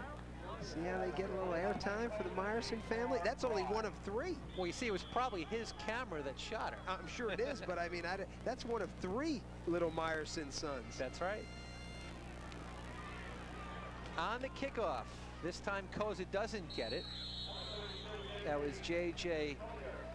Collier who gets it And the Garnets will have the football. Still 2:48 on the clock here at Feely Field, home of the Harrison Huskies, and it's been all Harrison 35-0, where they have just tore opponents up in the first half. They led last week at the half 34-0. They lead now 35-0. The Eastchester game 2 weeks ago, they also led big time at the half. Let's take a look at the latest scoring drive. This one took 5 plays. Maldonado's touchdown, which was a 24-yard run. It was a 49-yard drive. The numbers are mind-boggling. You know, Dino Gart comes out and he leaves Mark Saraceno back in the game, the sophomore. Give him a little time, let him get a little work, see what you can come up with. Saraceno goes for it all. Tipped, intercepted. And Marsico, I guess they called him down with the interception, and what more could he do? I mean, Marsico is just having a tremendous game, a tremendous season, as that is the 3rd interception by Rye. First one for Saraceno. Brown has thrown 2, and give Marsico credit because he did a super job defending that time Graham. He did an excellent job defending Graham. He gets a good tip on the ball. We're going to get a good look at it here. You know, Graham thinks he's got him beat. He thinks he's got him beat, and he gets a tip on it, and he's got the presence of mind. It's the old defensive back drill. You get the tip and get ball at its highest point. Unfortunately, his knee was down. Otherwise, he would have been able to turn that into a little bit more yardage. 35-0, another possession for Handelsman and the Huskies. 2:39 still to go. And Maraglino on first down gets 3. Pete, it is so crowded at this game. There's so many fans. Maybe we get some shots of it. They're lining both sides of the field. All around, people are here. You don't see this kind of crowd for a high school football game anywhere else around these parts. That's, Eric, that's why it's the game. That, regardless of the score, regardless of the records coming in, that's why it's the game. You see on the other side, the Harrison side is just absolutely packed. The end zone bleachers are packed. The bleachers on our side, which have the Rye people, are packed. And then there's people all around the field. People come to see this game. Doesn't matter what the score is, doesn't matter what the records are. And I'll tell you something, that's what high school football is all about. And there it is, just a lot of people lining the stands, the sidelines. Maldonado quietly gets himself to midfield for about another 7. You got to wonder if he's going to play a lot in the second half. Probably not. It's already 35-0. Probably a little bit into the 3rd quarter, you'd imagine. Yeah, I would think he would probably take a seat kind of early. You know, the thing that you got to look at with Sam Maldonado is he gets up this head of steam. I talked about it before. He's going 200 miles an hour. Everybody else is going 50 miles an hour. But the thing is, he punishes a defense more than a defense could ever punish him. He hits other people. Other people don't hit him. That's right. Except when he's on defense, then he hits them. Then he hits them the same way he hits them on offense, hard and fast. Just over a minute left in the first half. Marsico is now in a quarterback. And he'll have a first down and plenty more inside the 35. Another 17, and this is their backup quarterback, Donnie Marsico, although he's been in the game. He's been sensational out of a split end and flanker slot. And it's just, you know, it's just a basic bootleg. He just gets out there, he gets a good block in front of him. Dean Marino gives him an excellent block up front, and then he's looking for a little something downfield, but his, you know, his big tackle is not helping him. Ryan Calandruccio, you know, I mean, that's always tough, man. You get a big 280-pound Calandruccio trying to go, you know, put a good block on a defensive back who's 160 pounds. It just doesn't happen. Or if the option, Marsico, very tough to get down like Maldonado. Finally do. They get him down there 9. So that was good. They have Marsico in the option, and that worked out pretty good. And that may be the final play of the half. I don't think Harrison's going to be in any sort of rush to get another play down. And we will enter the half at 35-0. Let's see if they're going to try to get one off. There's just a few seconds on the clock. That's it. So that is it. It is 35-0 at the half in just such a one-sided football game. And we'll have to wait and hear. Yeah, that is the half. 35-0. The Huskies leading it as they were just absolutely perfect, and they showed all signs of a championship team in that first half of play. Tino Gar has given an earful to our referee, and I'd like to know what he's yelling at him about. Well, it might be frustration, or there may just be something that he disagree with, any kind of... Well, whatever he may disagree with, it wasn't 35 points worth. He's got to get inside, he's got to regroup, he's got to see if he can get that passing game going, because, you know, we could see it's been ugly so far, it may get uglier. Rob Astorino is going to try to speak with Artie Troyo, who's got to be pretty happy. No matter what your record is, you don't want to lose this Harrison Rye game, especially when you're favored to, and it doesn't look like that's going to happen. So Artie's down with Rob. Rob. I guess I can ask either coach this. What happened in that first half? We made some big plays, and they didn't. They got some guys behind us, and they were overthrown. We got a guy behind them, and we caught it. So, it's really a game of big plays. We made some big plays. They turned the ball over twice down there. We really capitalized on it. That's basically what happened. You got to feel like the balloon has been popped if you're on Rye's side. What can something be said in the Rye locker room that would make them come out and play a second half? Well, they have pride there. They have a lot of pride. They have great tradition. I know they're going to come out here, and I know we're going to see some things we haven't seen. He always saves stuff for us for halftime, and I know he's going to come out and he's going to let it loose a little bit. And he put his sophomore quarterback in the game, who's very athletic, and we expect to see the ball going up a lot. And we want to play some good defense in the second half and not allow them to get behind us. Very quickly, at what point do you take the starters out? Well, actually, we took a lot of starters out already, but we're going to get the ball in the second half, and we get the ball, so we're going to have to feel by there. I guess we're going to get a lot of kids out of the game right away, and then we'll see if they start coming back in the game a little bit. We'll get those kids back in the game. Okay, Artie. Artie Troilo, head coach of Harrison. They lead at 35-0. Back upstairs. All right, Rob, and that's it. It's 35-0, Pete, and we're going to come back. And you got something to say real quick? Artie Troilo, the master of the understatement. We got one guy behind them in the secondary. They got one behind us. Artie, it's 35-0. Go inside, enjoy it. Rob asked him, when are you going to take your starters out? About 45 minutes ago. That's when he took them out. Let's get on with it. Let's get next week going. Come on, it's 35-0. Got to show some pride on the Rye side. Come out strong in the second half. But Artie, rest your kids. Take it easy. You got Brewster in a couple weeks. And we have halftime in a couple moments. Right here, it's 35-0. Strictly prohibited. And another running play, and this time they swing it to the right side. Sizable yardage. And let's see the number of the ball.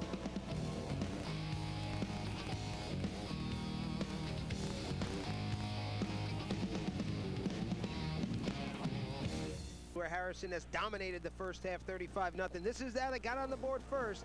Handelsman with the pass, and Marsico, his second quarterback, gets behind the secondary, and it just doesn't come any easier than that. Between that and the Maldonado touchdowns, Harrison has built a 35-0 lead at the half, and I don't know if Rye can come back from this one, Eric. 24 minutes of action, 2 quarters. And as you might have guessed it, 164 yards rushing for Sam Maldonado, 220 for the team to Rye's just 14. They really dominated the line of scrimmage. That pretty much the difference right there. 1 pass completion for the Garnets for 32 yards. Meanwhile, Hanselman was 2 for 3 for 53 yards for the Huskies. First downs 10-1, turnovers 4-0. Really, they beat them up in every category, and thus the 35-0 lead. It was total domination, Eric. I mean, you get the 4 turnovers, you get great field position, you've got a dominant running game, you've got a more than adequate passing game, and you rush for 220 yards in the first half.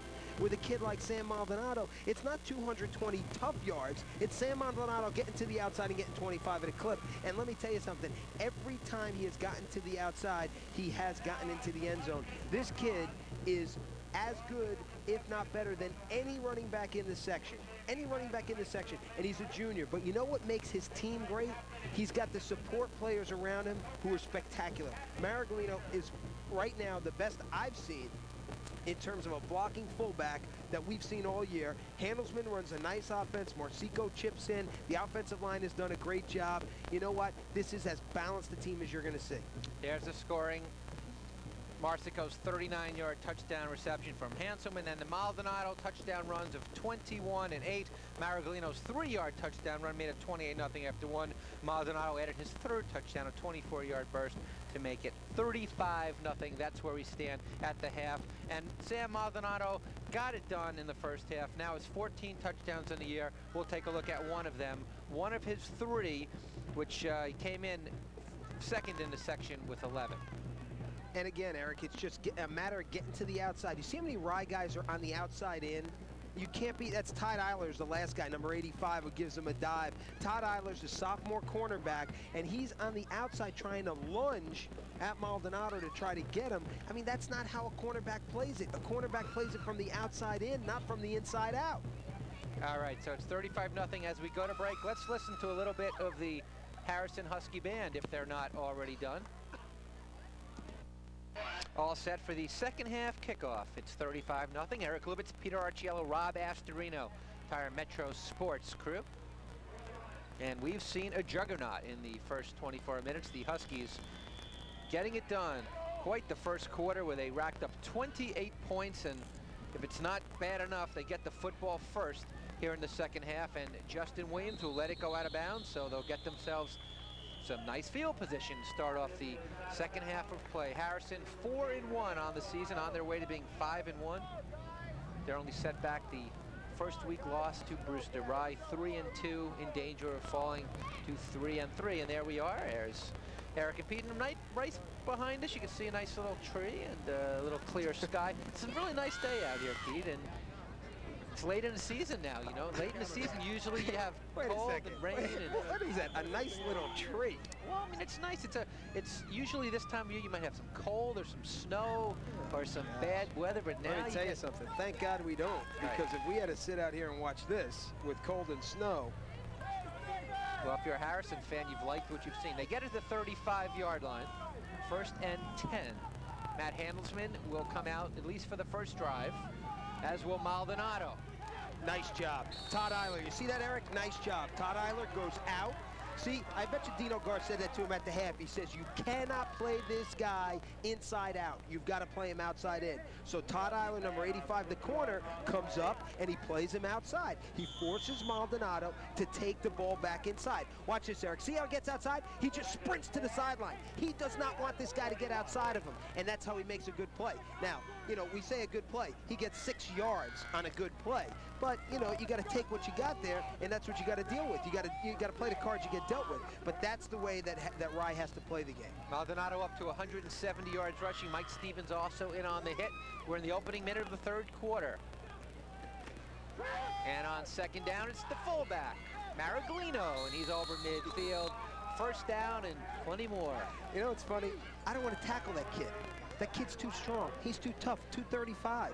235. If I'm a corner, I mean, Rye's giving you corners that are coming in at 160 and 170, a safety at 130, and they've got 4 linebackers. Nobody's heavier than 175, and you got to tackle a fullback that's 235. Unfair. Unfair. There's nothing you can do about it, but it's unfair. Yeah, well, they're real tough to bring down all the runners. Maraglino, Maldonado, Marsico, Telesco, real tough to bring down. Certainly sign of good offensive, elusive players. First down, Huskies.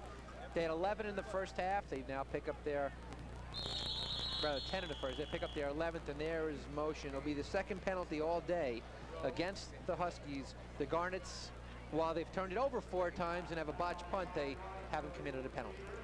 And what you got there, Eric, is you get a couple of substitutions in there. Vincent Prisco, Artie Troilo starts him in the second half at right guard. Prisco comes in, he goes off sides first play. You know, those are the things.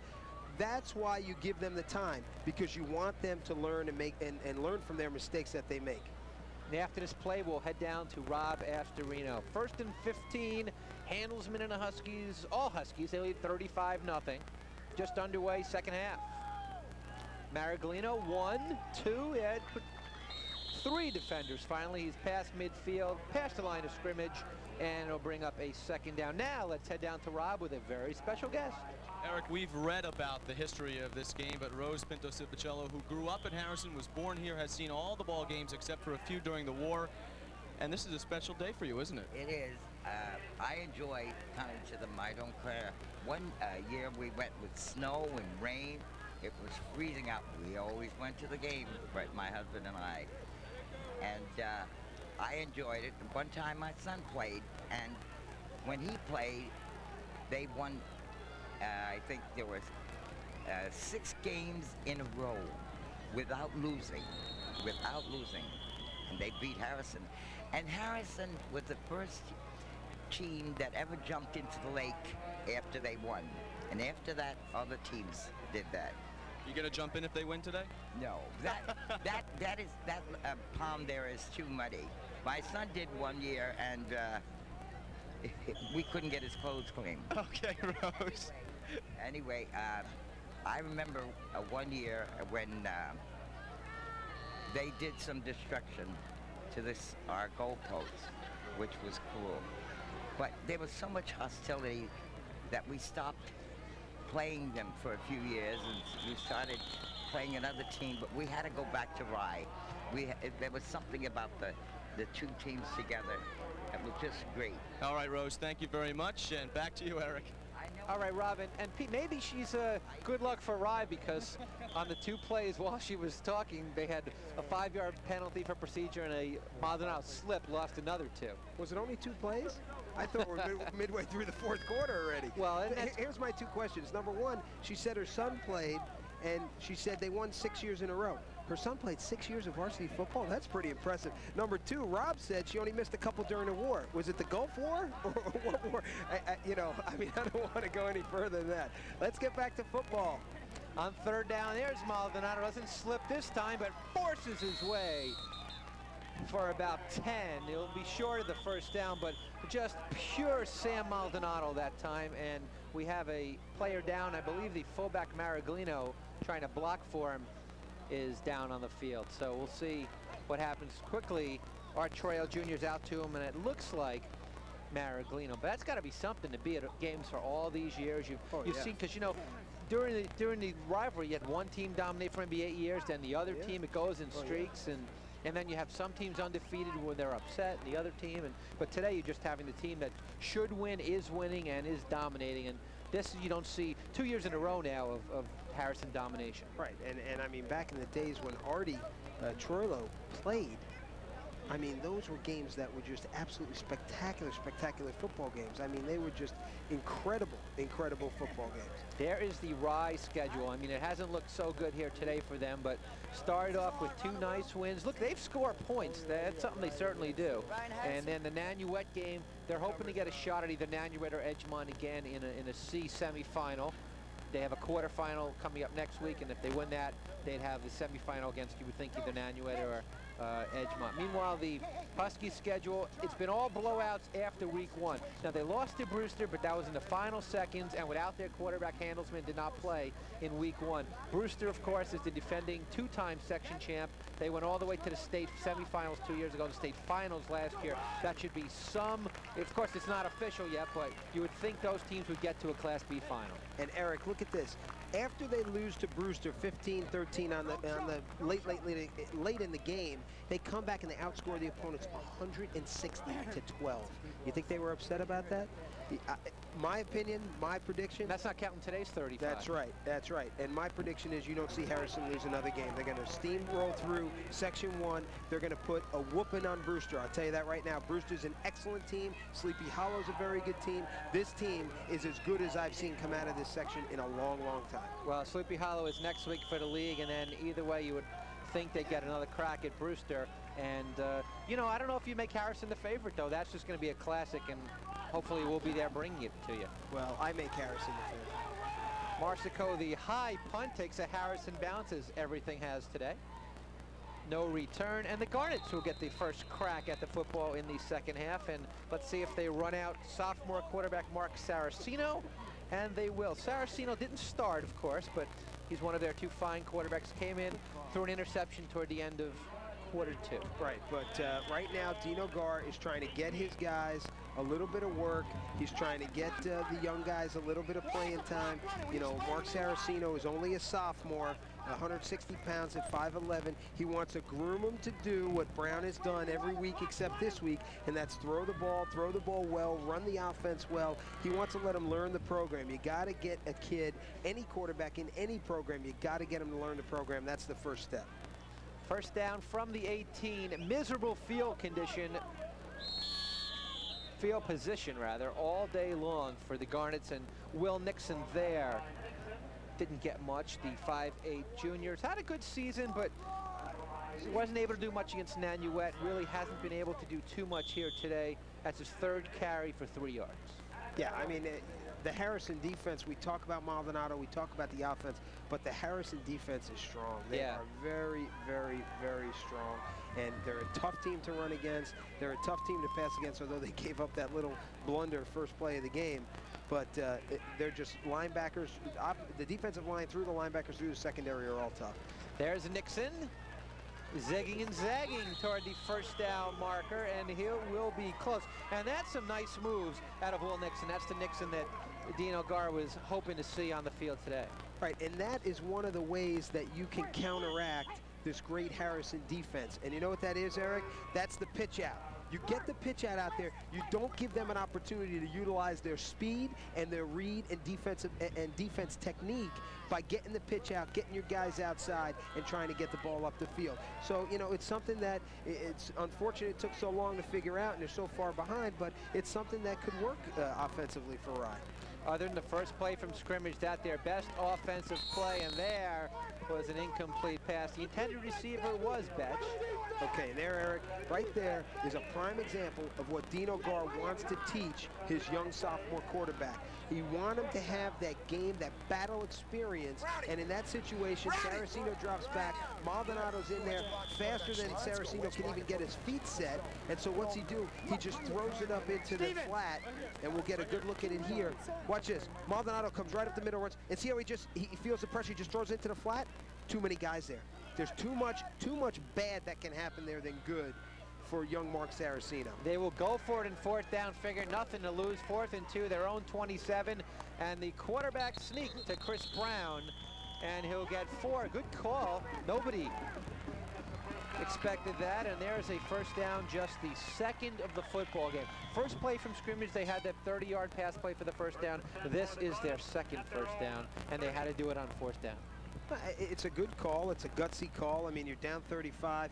You don't get it. You give Harrison the ball back, you know, inside their 35-yard line.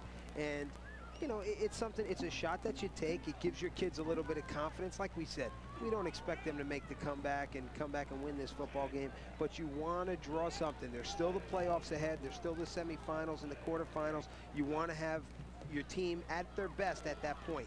Brown goes for it all, and it's way overthrown. Betch again was the receiver. So Brown is back in, just wasn't for the running play. So they're kind of, not only does Rice sometimes switch quarterback series by series or by quarter or by half or by feel for the coach, but right there they just switched in middle of a drive. You know what, Eric, I think it's more by situation. In that situation, what you've got is, you know, you bring Saraceno in, he gets you the big first down, gets you up the field a little bit. Now you've got some room to play with, so if you want to throw the ball, you're not killing yourself if you give the ball up 20 yards down the field with an interception. So it's a nice mix, and it's a smart move by Dino Gar. It's 35-0. Now is our score at the half. 4:48 to go in the third. Brown over the middle has his tight end, Pete Bisceglia, for a first down. Sensational passing play. Goes for 18 yards. I tell you, I really, really like, you know, I'm a little bit disappointed. I don't think, in my opinion, that we see Chris Brown today at his best. He's had some really, really poor throws, but this is an excellent throw. Bisceglia gets in there behind the linebackers, right in the seam. They talk about the seam. The tight ends love to play in that seam. Bisceglia gets into that seam, makes the catch, and he gets a nice big gain. Justin Haynes was in his face. Ball's up to the midfield marker. 4:20 to go. First down, Garnets. Their best drive so far of the football game. Betch. Oof. And he is thwarted as he got hit back by Jamie Telesco. Jamie, thwarted. That's not strong enough. Well, maybe Hammered might not be strong enough. He got waffled. Jamie Telesco came up and had a clear shot on him. And, you know, the big senior at 200 pounds just laid an absolute whooping on him. Watch this. You know, it's a great job by Betch. I mean, it's a nice run by him. He keeps his feet moving. He breaks the tackle. He's looking, picking, choosing, try to find a place to get positive yards. And watch this, get stood up. Boof. Wow. That's got to hurt. Nice blocking on this drive. Johnston, Torregrossa, Tropiano, Boynton. Oh, Maldonado just ran over him. Swerger intercepted. Voigt. Charles Veet down the sideline. And he's finally tackled inside the 15. Wow. Charlie Veet out of his linebacker slot. And that is the, listen to this, 4th interception by the Garnets. Yeah, well, by the Huskies. Right. Well, by the Garnets, too. I mean, they threw it. But, again, you know, that's redemption there for Charlie Veet because he didn't get the first one. Remember the one that he tipped and Maldonado took the interception in the first half? He makes a nice play. Again, you know, I'm not happy with that throw by Chris Brown. I'm not happy with it at all. He gets it. Charlie Veet. There's the big lineman. Know what's going through his mind right now? He's saying, oh, please, don't let this guy tackle me. Please, please, no. I never get to handle the ball. Maldonado, all the big shots get it. And he goes down, but it nonetheless gets his name in the newspaper, gets the interception. You know, you got to be happy for a kid like that. He grinds it out on the offensive line all week, and then he gets his chance to play defense. He comes up with a big interception. That's just a good play. Again, I'm a little bit disappointed with the bad throw by Brown. Just a junior. There's Jamie Telesco. Fumble! And the Garnets have recovered. So the Huskies turn over for the second time. That is their second fumble, both deep in Rye territory, and a quick series of turnovers here in the third quarter. And we now are up to 7 turnovers for the football game. Yeah, it's been sloppy in that sense. There've been a lot of turnovers. You know, the 4 interceptions on the Rye side, and then the 3 fumbles on the Harrison side. Bishelia makes the hit, which jars the ball out of Telesco. Here we see it. Bishelia makes a nice tackle, and on his way down, it starts to come out, and then as he hits the ground, as it's coming out, it squirts loose. And it looks like either 21 or 55, either Mike Kaza. I think it was Andrew Johnston who Andrew actually Johnston, covered it. One of them got their hands on it, and again, another positive, another check on the Rye side, something that you take forward next week. Don't forget, Pete, next week we'll have not 1 but 2 games for you. It'll be 2 Northern Westchester football games, Somers and Kennedy, which is a Friday night game. You can see that Saturday on MSG Metro, and that will be 9:30. The Kennedy Gales and the Somers Tuskers. Somers with a team which is looking to make some noise in the postseason. And then on Sunday, at usual time, 9:30 on MSG Metro, the John Jay Indians and the Yorktown Cornhuskers. Yorktown undefeated. They are hoping to go through and win the Class A championship. You know Nyack is awaiting for him. Some young future football players on either the Rye or Harrison side, I'm sure.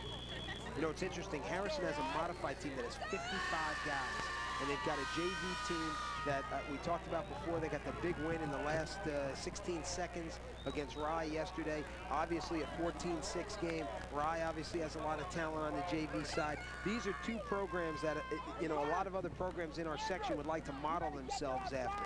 They've got good JVs, good programs, good modified or freshmen, and they move the kids up, and the kids learn, and they progress and progress and progress.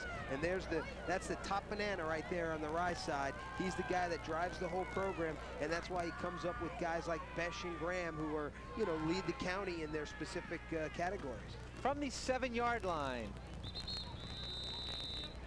Rywood, right now, you know, you got to think, if you're right, what do you want to do if you're, you know, you want to get on the board, you want to get some kind of points. Billy Mara is the ball carrier there. He has 2. Mara has carried 4 times for 7 yards, so nothing really going on in the Rye offense today. But, you know, you got to credit to Harrison D. Right, you want to get yourself on the board, but what you want to do is you don't want to do it at the expense of your defense. You don't want to turn the ball over, so you want to try to run it out of here. I told you that pitch has been pretty decent for them, although they get no block up front there. Andrew Johnston and somebody else get no block. I think we're going to get a little a little personal foul on the Harrison side. Marino made the tackle. Martinez, Ariel Martinez, sophomore, was the ball carrier. That's his third carry of the football game. Yeah, good call, Peter. Yeah, you know, you get in a situation. Personal foul, late hit on the defense. 15 yards, first down. You get so Hey, quarterback. I'm sorry. You get so comfortable and you get so used to, you know, dominating in the blowout that sometimes you get a hit. You feel like, you know, it's not right. You know, you got bumped the wrong way or something. So you go in and you do something after the whistle. Those are the type of things that you want to eliminate. Those are things that'll drive a guy like Artie Troilo absolutely nuts. Minute 14 to go, third quarter. Harrison leading Rye 35-0.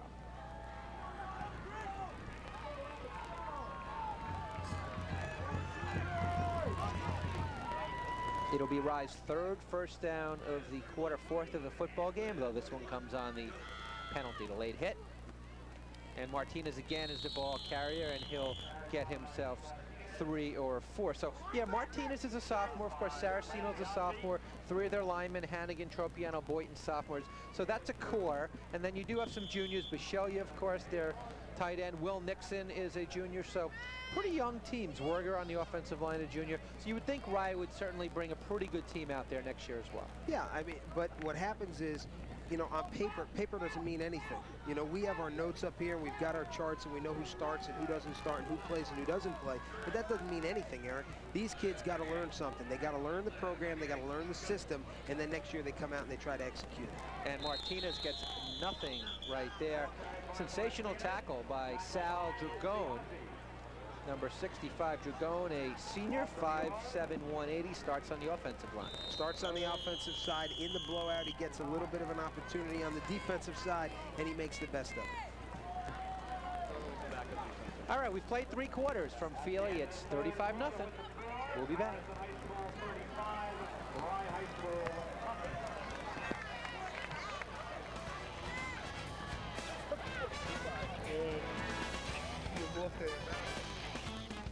Feely Field, Eric Lubitz, Peter Archiello, Rob Astorino, and Rob is on the field now, so let's head down to him. Rob. Stories, of course, through the years that accumulated. Back during the Gulf War, they had parachuters, one dressed as a Rye Garnet, one as a Harrison Husky, and a third coming down in patriotic colors. They did land, the 2 guys in the football uniforms, on the field. The other one, he landed on I-95. Now, this was during the Gulf War. So many calls came flooding into the county and state police.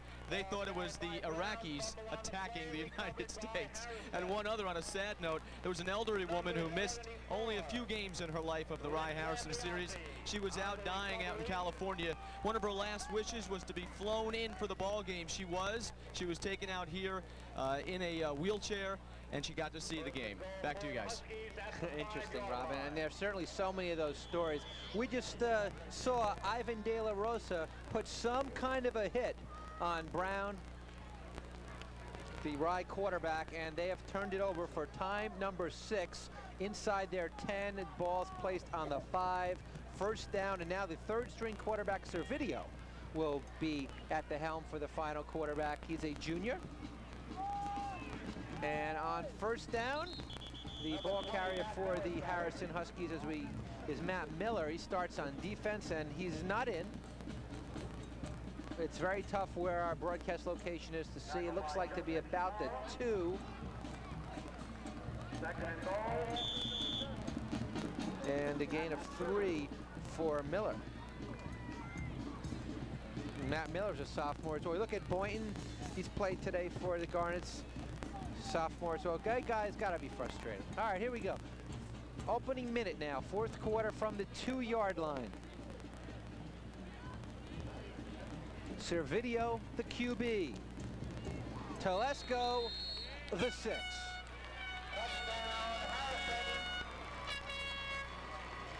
Number 33, Jamie Telesco. Not bad for your first carry today. You get yourself a touchdown, and Jamie Telesco has made it a 41-0 ball game.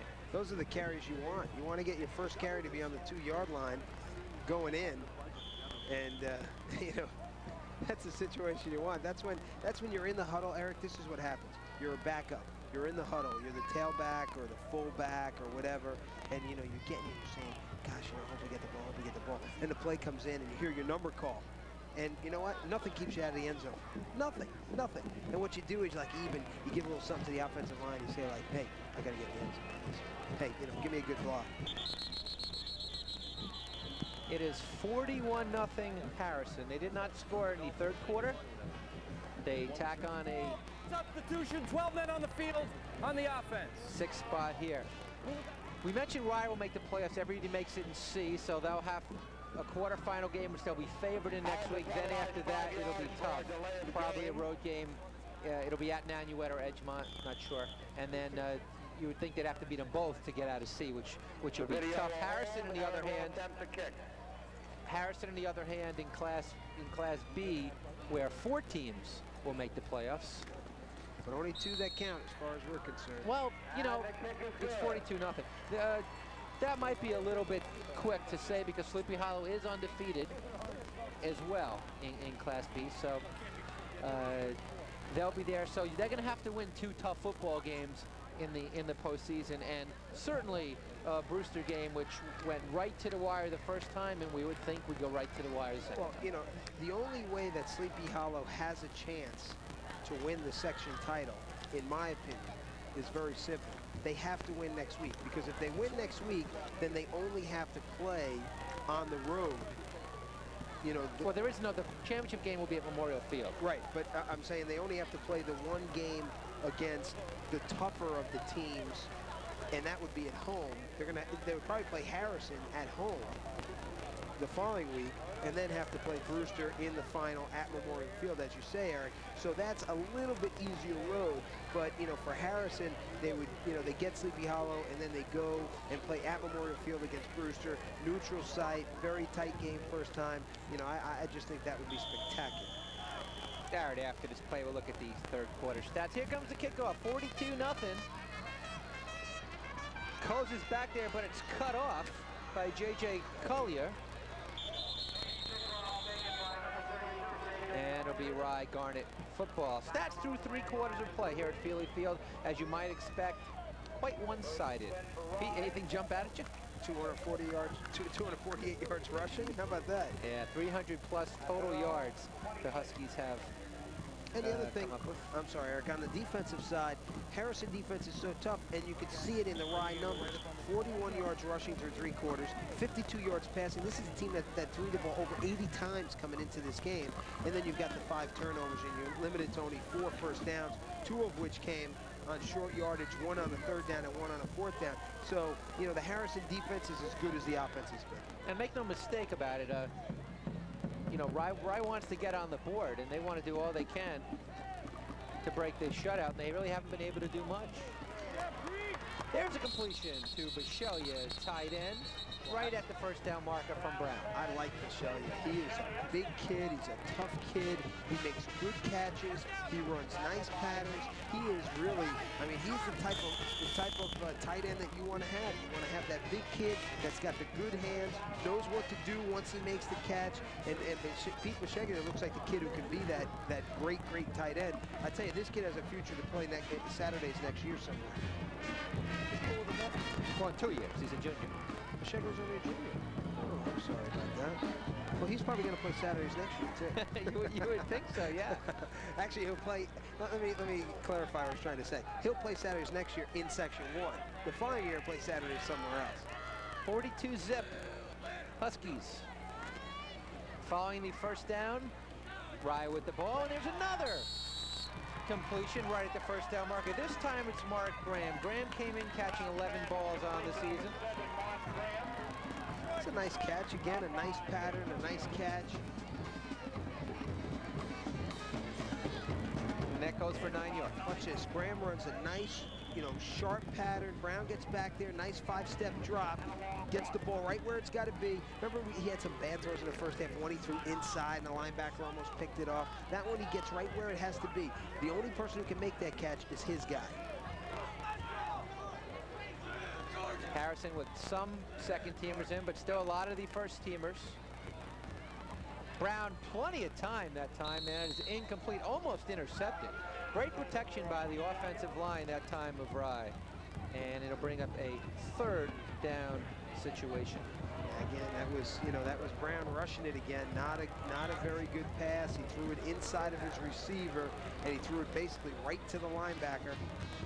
And that's not the play you want to make. It's almost like running time here. A lot of times when you get a one-sided game, it's 8.5 to go in the fourth quarter. Just kind of keep it running. People starting to file out a little bit. They kind of know who's going to win this one. 42-0, and in third and short, Miller will sneak it for the first down. There will be a flag, maybe a face mask on the play. We'll have to wait and see. In the meantime, Pete, we'll look at some standings throughout the leagues around the county, and we can see who's going to come out of these standings. Yeah, it was a face mask, so that will give Rye a first down. Let's take on the defense, 15 yards added on to the end of the run, first down. Let's take a second and acknowledge that that is your first correct penalty call of the year. No, maybe second or third. Yeah, but we don't count illegal procedure. That's obvious.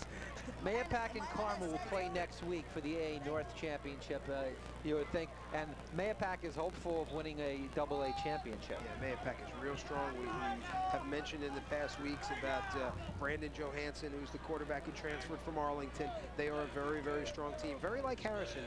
They're very balanced top to bottom. Martinez for a couple. The other league in AA is led by Clarkstown South and Ramapo, two Rockland teams. When this was the traditional black and blue league, but this year it's two Rockland teams who snuck into the league right on top.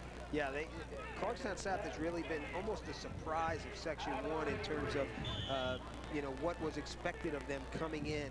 They're not a team that a lot of people thought were going to be the dominant team in AA South, and they've gone out and they've done a nice job. Ramapo has always had a good program back to the Chuck Scarpula days, who's the athletic director there and longtime football coach.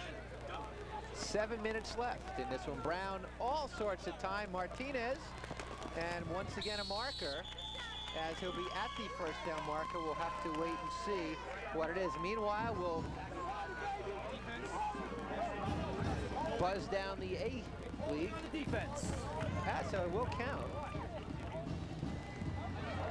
It's the first reception for Martinez. Third pass completion of the drive for Brown. There's A. Yorktown. We'll see them next week. Perfect. Greeley and John Jay just with one loss. Yorktown could win the league with the victory over John Jay next week. Yorktown's a very, very good team. We saw them last week. Greeley, not a bad team either. Billy Trabo's done a nice job there. And Nyack and Clarkstown North are undefeated in A, and Mamaroneck, a local team, hopeful of getting in the playoffs. Only 4 get in for the entire A. So we got defensive holding. It's a 10-yard penalty, first down. Another loss. That is a second first down on the drive for Rye. Their third in the fourth quarter. Yeah, I don't know who Mamaroneck plays this week, today actually, and I don't know who they play next week. But I tell you, we saw them first week of the year, and they have the Romano kid, Mike Romano, who is just an excellent, excellent running back. In B North, Harris, Brewster, and Hen Hud are likely to be the two that come out of here, along with Harrison and Sleepy Hollow, to try to get a B champion. Brewster Bears went to the finals of the states last year, 5-0, including a win over this loaded Harrison club. Ball all the way up to the 22, thanks to a couple penalties. And Martinez is getting nothing there. Yeah, Brewster is a battle-tested team. As you mentioned, Eric, they went to the state finals last year, which they lost in, but they're a team that has been there before. Those juniors remember losing in that championship game last year at the Carrier Dome, and it's something that they haven't forgotten, although I still believe that Harrison is the best team to come out of it. In B South, Sleepy Hollow, though, 5-0. They will play Harrison next week for the B South Championship. Both teams will make the playoffs there. 5.5 to go here, and there's the Rye League in CA. Nanuet undefeated, including a shutout over Rye. Rye will make the all make the playoffs at C. Second down for Brown and the Garnets. In and out and in and back out of the hands of split end Mark Graham. How was it again? That was in and out and back in and back out. Yes, that's so we did see it the same way. Okay, I just make sure. And Edgemont's seen it the same way. They scored 49 against this Rye team. They are 5-0 with the all-time leading rusher in Section 1 history. Yeah, led by a really good quarterback in Drew Nadler and Peter Coe, as you mentioned, the leading running back in the history, yardage-wise, of Section 1. Played 5 years, though. In fact, so if Rye were to win next week, they'd have to play Edgemont in the semifinals. It'd be a rematch of that shootout. And D North, Briarcliff, and Croton right up at the top, tied at 4-1. Under 5 to go here. Rye looking to break the shutout, and Bashelia catches it inside the 5. Gosh, we've talked about it. I've talked about him a few times and said how much I liked him and I thought he was a good player. But I'll tell you something, that play just really impressed me. He got in the middle of some serious traffic there and made an excellent catch in traffic, held on to the ball, got hit by 3 people, and really, I mean, that was just spectacular. I'm impressed by that. Yes, it was. A gain of 18 yards on the play, his 3rd completion, and Valhalla in D South undefeated. We may see them on here as our game of the week along the way. Didn't somebody on our staff predict that Valhalla was going to be the best team to come out of it? Not that I remember. Okay, I do, and it was me, and it was week 1. 1st and goal from the 6. Brown, Martinez, oh, he dropped it. That was just out of his hands. Yeah, he was that's just a kid who doesn't get all that much playing time running before you had the ball. And I'll tell you something, it didn't help that he saw Donnie Marsico coming at him, because Marsico can lay a hit on him. Watch this. Watch how he takes his eyes off the ball when we catch the replay. He's wide open, and he starts looking forward before he even has possession of the ball, and it bounces off his face, and he drops it. For Pete Bashelia, 3 catches, 48 yards, and they threw it to him 5 times. He scored 3 for Dino Gar. You know, I'm sorry, Eric, but Besh, Graham, and Bashelia, this is the best trio of receivers we've seen so far this year. 2nd goal. Ball's on the 6. Will Rye score? Will the Huskies preserve the shutout? Fighting for the end zone, and not getting there. For the Garnets is Will Nixon.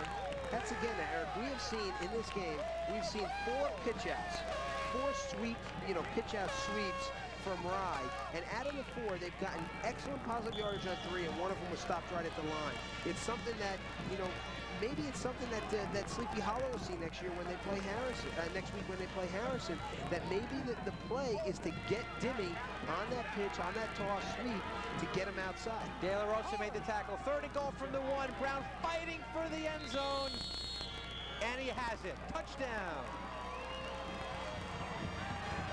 That's good. That is the final. I talked about our checks. You want to have your checks that you take forward to next week? Well, that's the final check. That's the biggest one of them all. You got in the end zone. So the Garnets escape a shutout, and it's 42-6, and you really have to come away with something, and it's got to be a big relief on the Rye bench, because they got to hold their heads up somewhat high after this one. Really blitzed in the 1st quarter there, down 20-0 before they really knew what hit them. A couple of turnovers and a bad punt, bad field position right off the bat, and the Huskies really took the game away from them right away. Well, if you think about it now, Eric, Rye has played Harrison even in the 2nd half. They each have a touchdown in the 2nd half. Now, granted, there have been a lot of substitutions. There's a lot of guys that weren't playing in the 1st quarter who are playing now. But you played them even in the 2nd half. What you want to do is, any coach, no matter what the situation is, whether you're up by a lot or down by a lot, you want to beat the opponent by the half. Some guys even break it down by the quarter. I think that's very tough in high school football.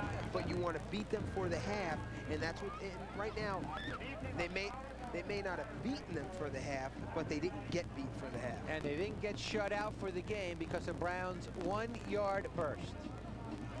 It's just a good surge by the offensive line. Brown sticks his nose right behind his center's back and just rides him into the end zone. You saw Andrew Johnston out of his guard slot, who looked like Brown was following. So they will go for the extra point. A very fine kicker. Kicked both field goals he has attempted this year, including 11 for 14 extra points. Certainly good numbers on this high school level, and he blasts that one, maybe in frustration. And it's 42-7. Yeah, I mean, Mauer's a great kicker, Eric. I don't know if you just gave the stat, but You know, he's 11 of 14 on the PATs. Actually 2 for 2 on field goals this year. His longest being from 37. A 37-yard field goal is not too shabby in high school football. And the other one a 35-yarder in 2 separate games. And you can see by the power of his foot there. So Rye's problem really isn't offensive, though they really ran to just a defensive, real tough team today. But they've been able to move the ball and score throughout the season. Had trouble today and in Nanuet. Well, in our pregame, Dino Gar said we've got to eliminate the mistakes. If we can eliminate the mistakes, we're okay. They didn't eliminate those mistakes. They turned the ball over a lot. They had a couple of penalties. The linebackers in the secondary played very poorly, in my opinion, in terms of, stopping Maldonado. They allowed him to get outside, and that's what set them back. I look at when a secondary gives up yardage like that and they play it poorly, I look at that as a mistake. That's a mistake, just like going offsides or holding. In my book, that's a mistake. And they made a ton of mistakes today, a ton of mistakes that they could not recover from. They gave Harrison the ball deep in their own territory. An onside kick tried, but flag down. And those were all situations that came back, that allowed Harrison to build this. Harrison is a great team. And if you're going to give them those many opportunities and make those many mistakes, you're going to find yourself down exactly the way Rye found themselves down a lot at halftime. Yeah. 42-7. Rye actually has outscored the Huskies 7-6 in the second half. And they're just trying to get the offense back in the field, trying the onside kick. Why not? It's a sign of not quitting. Yeah, I mean, you've got to give it a try. You never know if you need it next week or the week after. And, it doesn't hurt to do it. I mean, you practice it all week. If you get the opportunity, give it a shot. Here's the Rye scoring drive. We saw it capped by the Brown, well, I'll tell you about it, the Brown 1-yard run. It was a nice drive. They had the nice play down the middle to Bisheglia, where he made the good catch in traffic over the middle. He got some good yardage on that, and then they got down by the goal line, and Martinez made a nice run. Let's see, who else? Will Nixon made a nice run, and they were able to get the ball in the end zone. Donnie Marsico, who's Mr. Everything for Harrison, gets the ball, and you would think they'd probably run it out with the second string here. 2:43 still on the clock, and they lead it by a score of 42-7. Eric, from our vantage point, we could see the Sleepy Hollow coaches packing up their camera and heading back to Sleepy Hollow to digest this film. I tell you something, if you look at the film of Harrison and you've got to digest it, as I just said, it can give you indigestion. This team is strong, they're deep, they're powerful, they've got some good size, and they've got some great running backs. There it is, 10-play drive for Rye, and they got to be happy coming away with that. Here's the Huskies, and there's a flag, late flag in there. The carrier that time was Tony Mazzulli, as we'll get some of the second stringers in now. 74-yard drive by Rye. I mean, they've got to be happy with that. That's going to be their building block when they move towards next week. And there's no flag in the play, but there was a flag, but they picked it up and changed their mind. It was an 8-yard gain. That was an inadvertent flag. That's right. It was very inadvertent. They call that 42-7, less than 3 minutes flag. Get picked up. Extremely inadvertent. 8 yards for Mazzelli. This time the ball carrier is Jonathan Vesuvio. He's a senior, 5'9", 175 pounds. And, Vesuvio, like a lot of other players and a lot of other teams in the section who don't start, hey, they play in private, they don't practice every day, and they're doing the other team's defense or offense. And yeah, I mean, they're out here in August. They put the time in. They deserve to get the time on the field when it's appropriate, and right now it's appropriate. So, get them on the field, put the ball in their hands, give them a chance, let them taste it. You never know down the road you might need it. I did say it was 7-6 in the second half, obviously 7-7. Third different ball carrier on 3 consecutive plays. That's Matt Miller. If I'm a running back and I'm at Harrison High School and, Sam Maldonado and Mark Maraglino are not good examples because those kids have an incredible amount of talent, although what I'm about to say probably played into that. But if I'm Matt Miller or some of these other kids who've gotten some time in there, we see number 43 in the game, who I actually don't know who that is. I'm not sure because we've got some number changes, but right.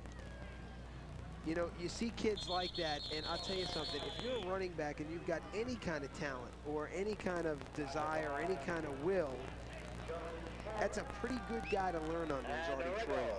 I mean, this guy, a lot of people who, you know, may have just been joining us for the first time this year, first time seeing us during the games, or back when we did the games on locally in southern Westchester.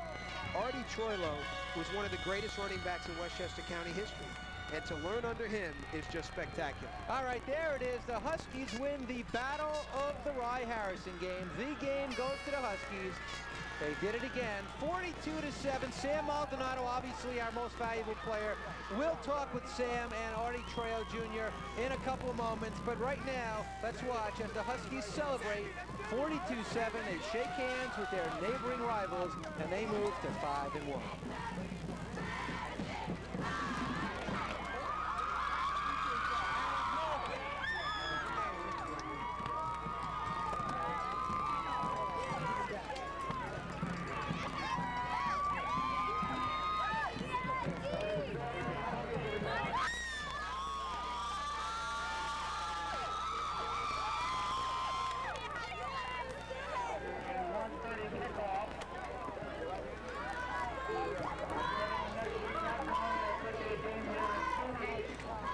There you go, Pete.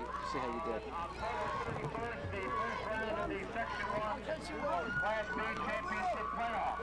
quick. Are they on or off? Check the local newspaper. No, I want to do something quick like facing the fence. The pond.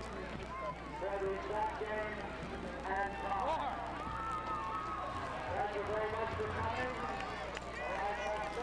All right, Rob Astorino. All right, Eric, well, as tradition has it, the winning team is supposed to jump in the water. In Rye, it's the brook. Over here, it's the duck pond. Behind me, behind the orange mesh fence. They put that mesh fence up because they're afraid of the retaining wall, which might give way.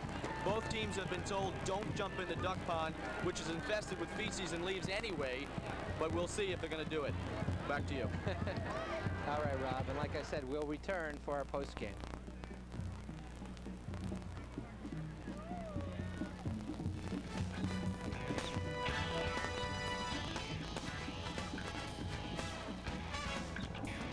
Guard with me here on the field, Dino, a nightmare, I guess, is really the only way to put this one.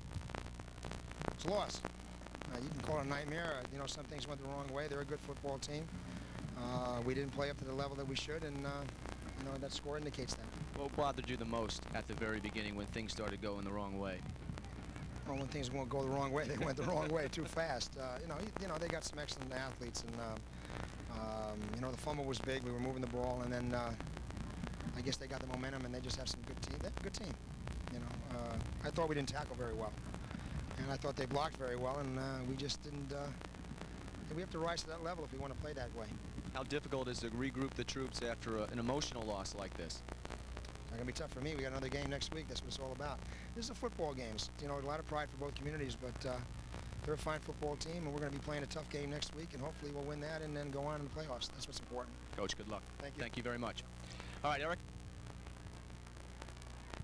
Thanks a lot, and 42-7, really the only way to put it here. Pretty sensational performance by Harrison, and we're going to take another break, and then we'll come back with our rest of our post game.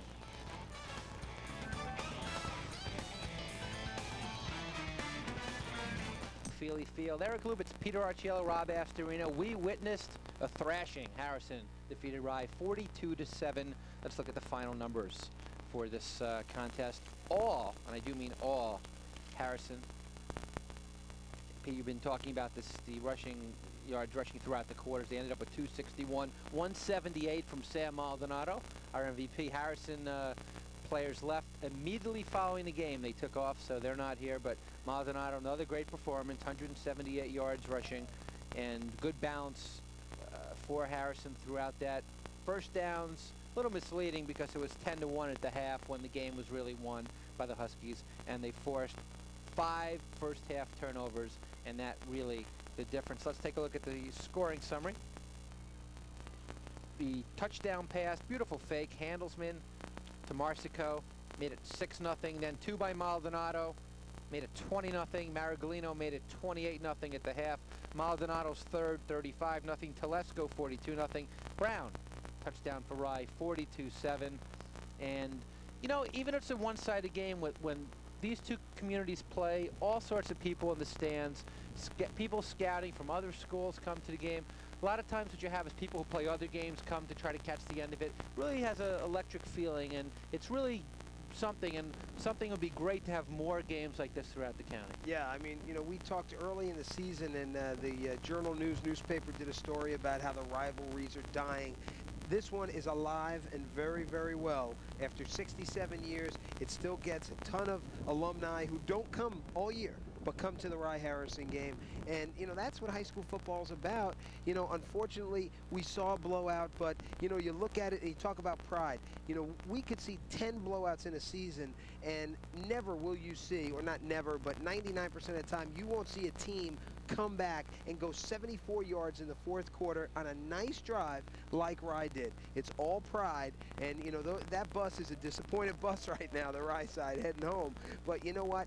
They're in the playoffs. They know they've got something to build on. That drive was very important, could become very important for them next week. And as we saw in the stats, they had 149 yards passing, most of it in that final drive when they went 74 yards. But they've got an explosive offense. If they can just get around some of those mistakes and eliminate those mistakes, they can score some points. On the Harrison side, we've used every word: juggernaut, domination, stupendous. I mean, they're as good as we're going to see.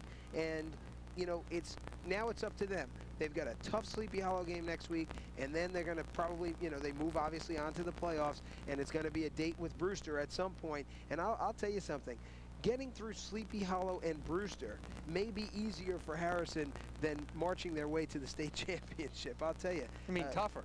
Yeah. No, I'm saying, yeah, maybe tougher than the teams that they may face from some of the other sections. Brewster is an awesome, awesome football team. Sleepy Hollow is a very good football team with a great running back, the Section 1 leader, Trevor Dimmy. And, you know, the Harrison team, we've seen them twice dominate two different teams.